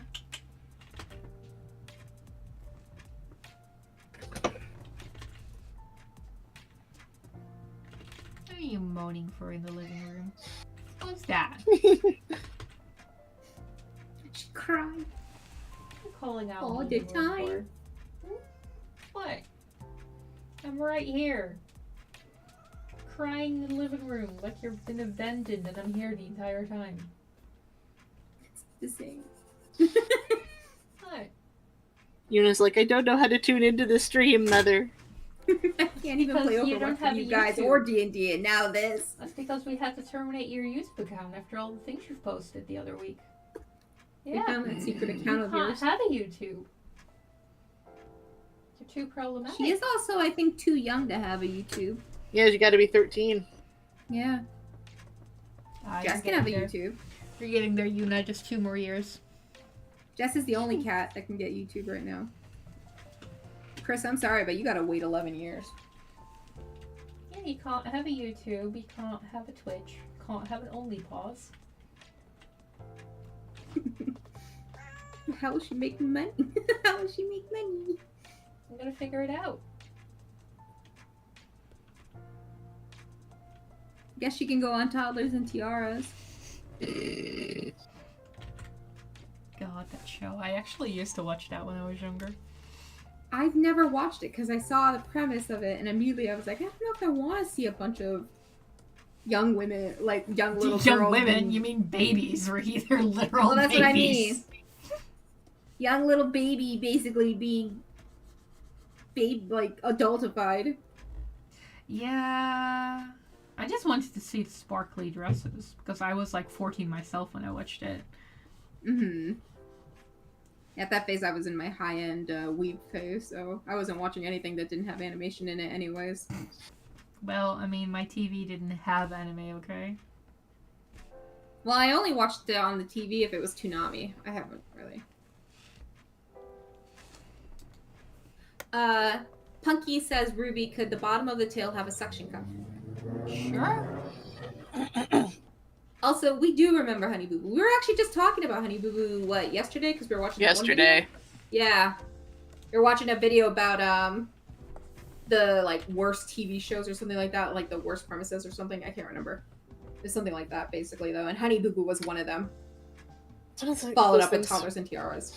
Where it's like, I do remember watching, like, the TLC shows after I graduated high school. So 2008 to maybe 2010-ish.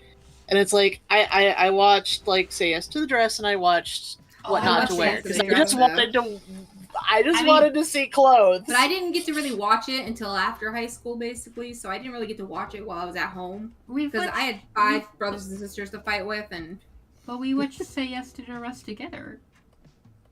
Well, no, I'm saying when I was younger, I saw episodes of Say Yes to the Dress. But I didn't get to really watch them. And then, yes, we did watch it together. And that's when I finally got to really watch them. I'd see clips of it, but I never got to really sit down and just watch the show. I don't want to watch it again now, though. We can watch it again. Yay. I really want to watch Chopped, but it's so hard to find Chopped online unless you sign up for, like, the actual, streaming service it's on, and I don't want to. Yeah. It's just one show I want to watch. I don't want to watch the other stuff. Thank you. Also, Punky says, very epic tale. Thank you. You're welcome. I hope you enjoy the commission so far.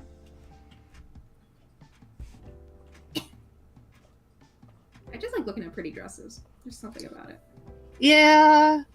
It's one of those things where it's like, I knew it was garbage TV when I watched it, and I'm like, I just want to see pretty dresses. I don't care about all the fucking catty drama. I just want Well, to the see thing more is, pretty like, dresses.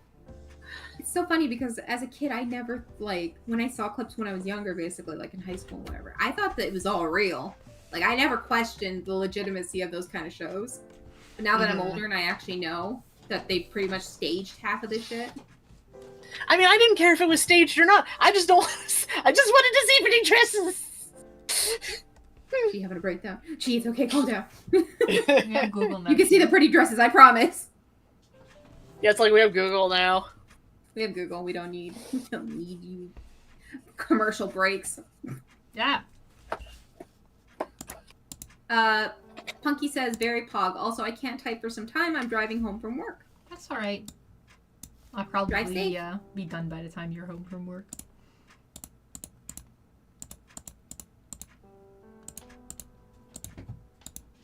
I was pretty lucky I Okay, now didn't what are think you much about doing? work today, so I could just go Brat? straight to sleep. What are you doing? What are you doing, you Oh, the brat? screen went black. Oh no, that's fine now. Hmm? Oh, it went black for like a second, but it's back now. Oh yes, I think it's when I accidentally got rid of all the. For some reason, I got everything like on. It works. I did something, and it caused everything to go away, Oh my god. and it scared me. Spooky. Spooked me too.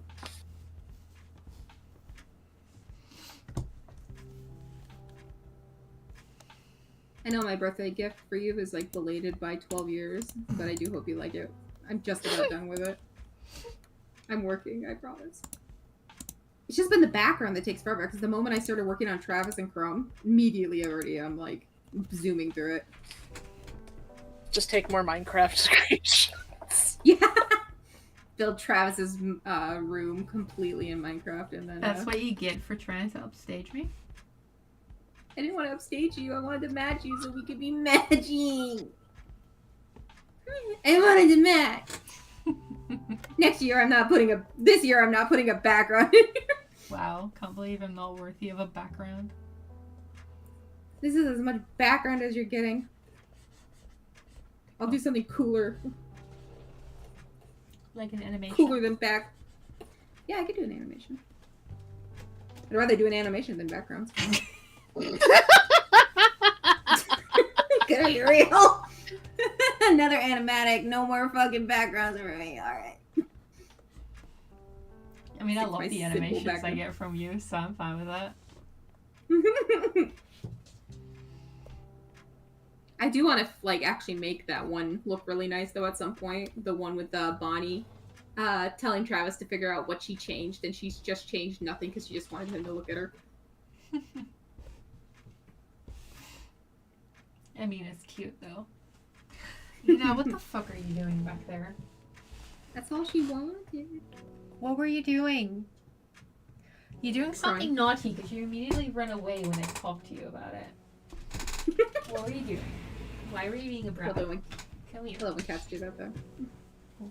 She You're like like, no, no, ran no. away, and then like I was talking to her, and then she ran back, and then she got on the chair, and now I got her, and now she's cuddling with me.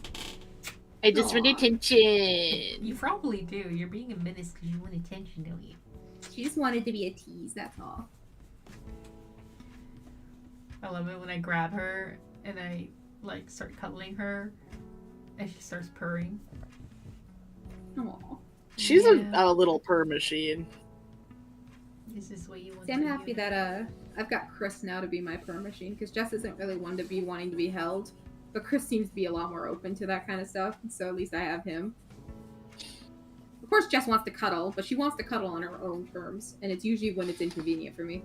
How and then I am can't move. Still losing this much fur after I've combed you so many times. Come here. Come here.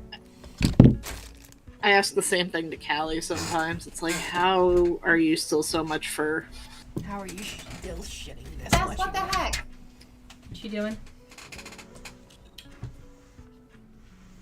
What the heck do you do? I swear to God. I heard a hacking in the distance. Guess who? Is it Jess? Yes. I've not seen Chris throw up at all, so. But she did it right next to my shoes. Thankfully not on my shoes, but on the little doormat that my shoes are on. Thanks, Jess. It's like your cats heard about what Callie did today, and they're like, "Oh man, we have to up our game." How can we also add to the Menace of Society Club? You know, she's laying in front of me right now. I'm combing her. Jess is kind of going through the 7 stages of grief to Sorry, figure out guys. why she pooped. We're having a 5-minute comb cat intermittence. ASMR Woo. moment.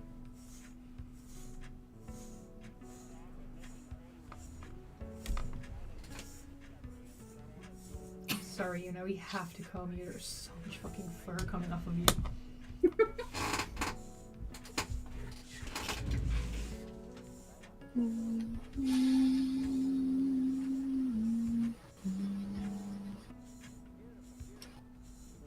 gonna have to clean up that puke at some point, but I'm not getting up to do it right now. She can't make me.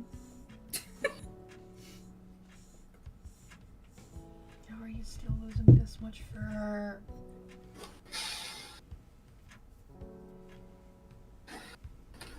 No. We're not done yet, Missy. Why not?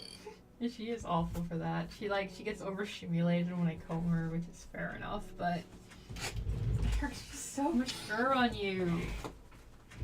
Come on, be good.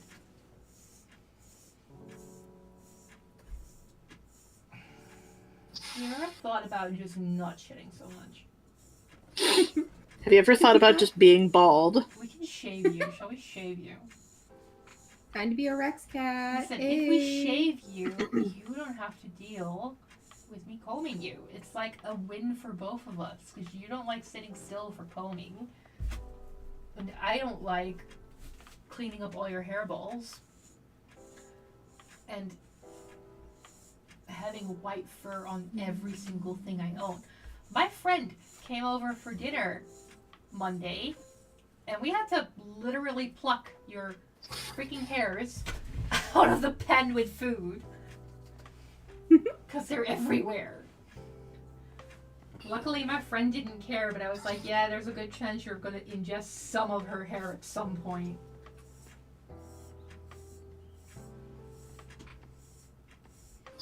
I mean, cat owners know the pain. I don't know if your friend is a cat owner, but... No, she has birds. She says she has the same issue, but with, like, bird stuff. Yeah. Yeah, birds aren't clean animals either. Yeah.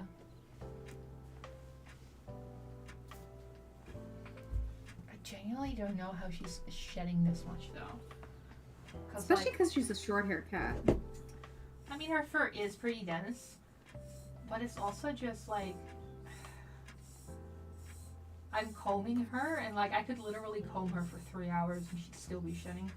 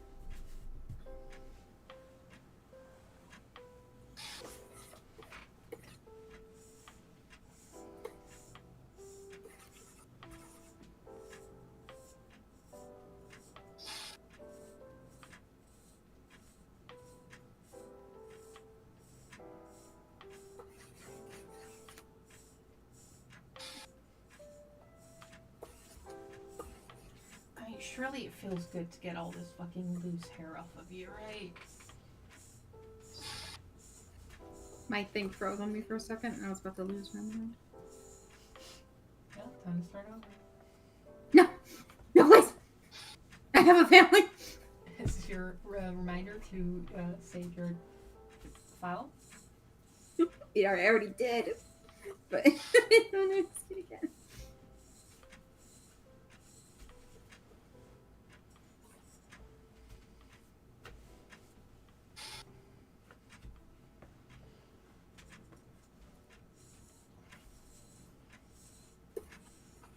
I know. I know you're attempting to escape. Have you considered that I'm not letting you?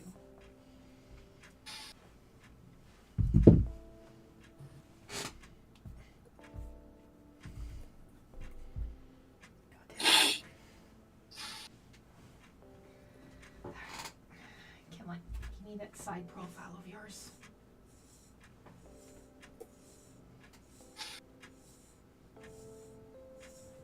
No, we're combing this side now.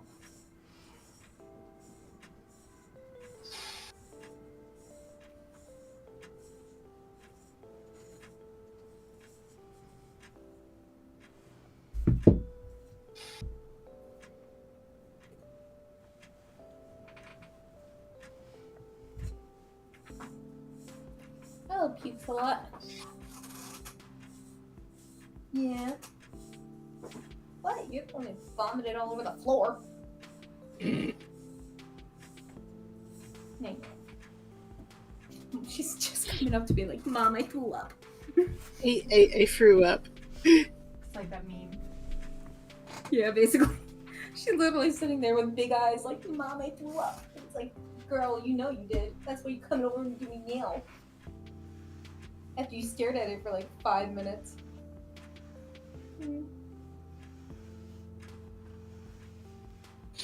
Meanwhile, Callie is napping because she has caused all the mischief she has the energy for today. She's like, I already. I hope.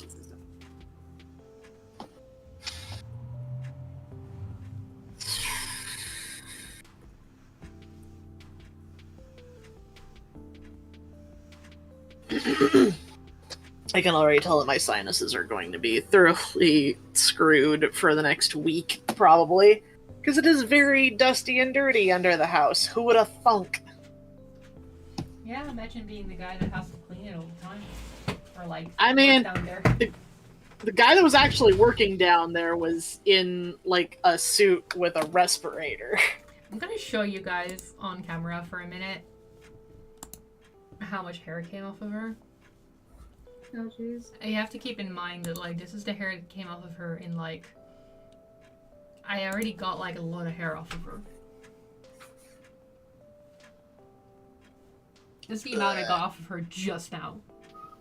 God. You could just make a whole nother cat.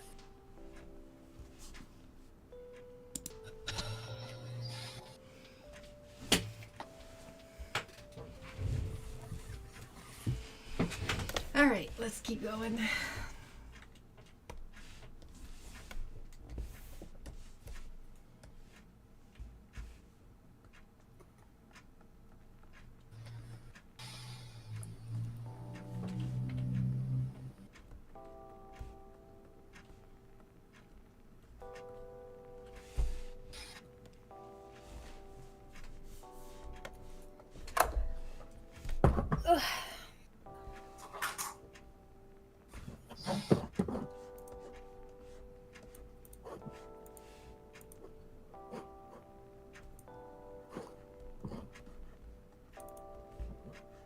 Alright, Mama, here you go.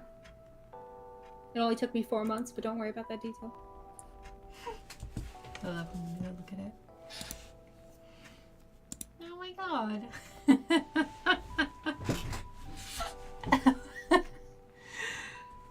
What's Crumb doing? He's taking a bath. Just not very good. Oh my god, I still love the painting you put in the background. It's my most marvelous work yet, honestly. What? Little lime, dandelion. Yeah, part of bloom. And I even had a little portrait on his desk. Yeah, I see that. Realize I never gave you a chair, but you know what? Travis can stand. Standing desk. Try to treat yourself. I'm not adding a chair at this point. It's been too long. It's not allowed to sit down.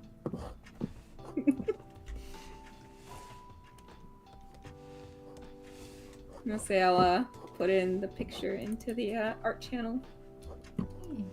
Thank you. And then I'll also put in Miles' birthday's picture in the art channel. You did Miles react to his birthday? Yeah, so I forgot to fix it already, but he did tell me I did one part wrong, and I was like, oh. What did you do wrong? I guess that little pink harness part, the ribbon part, was supposed to actually go up to the neck. Like, it actually has, like, a little trail up to the neck. I didn't see it in the reference I was looking at, but to be fair, she was probably just angled in a way you couldn't see it.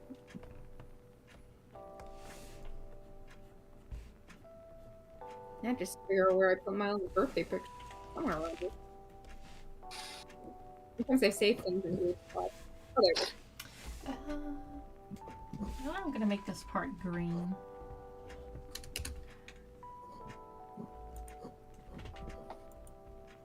I like the absolute opposite of your gift versus Miles' gift. I love that though. I love Part of Bloom. I love the painting. It's my most beautiful work. It's a vanilla original. Yes.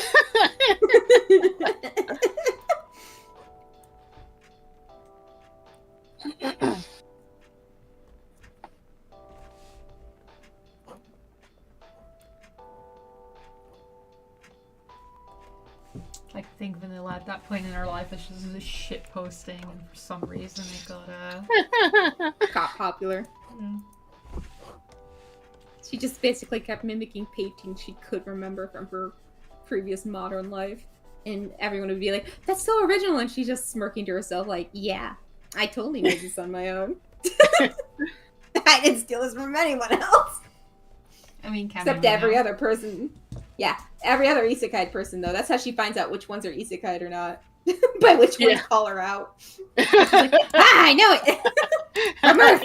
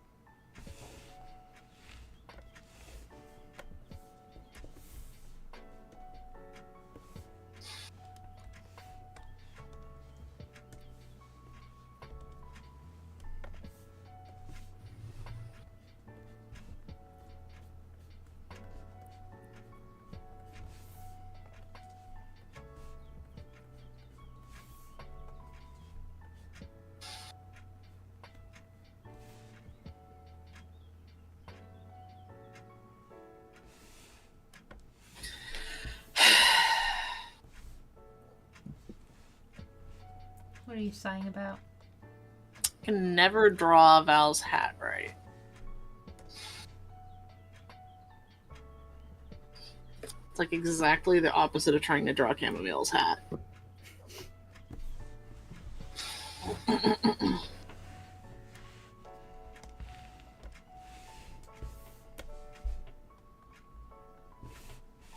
It's dumb because like Val's hat is just a circle. I just had that problem too back when Blush still had her beret.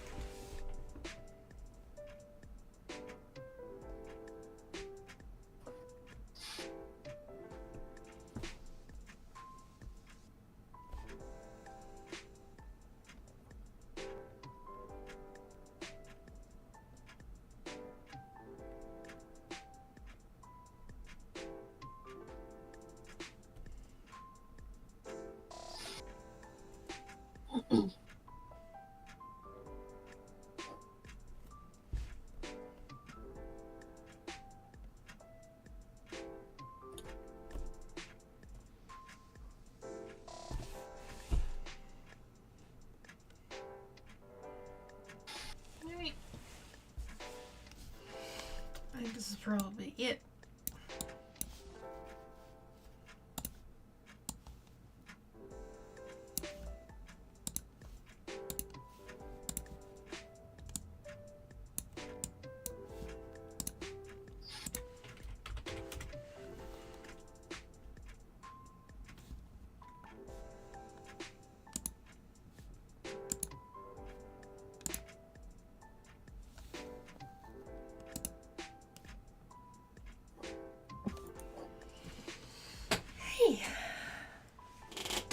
And with that one finished, I think that we also get to the end of the live stream. Woo. Woo!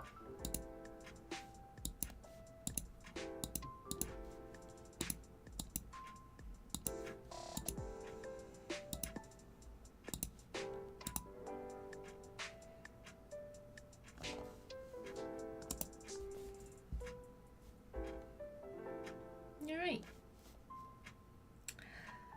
Thank you all for watching. Thank you for hanging around. Thank you for the lovely commissions. And I'll see you all someday Next in the time. future. Yay! Woo! Bye, everyone!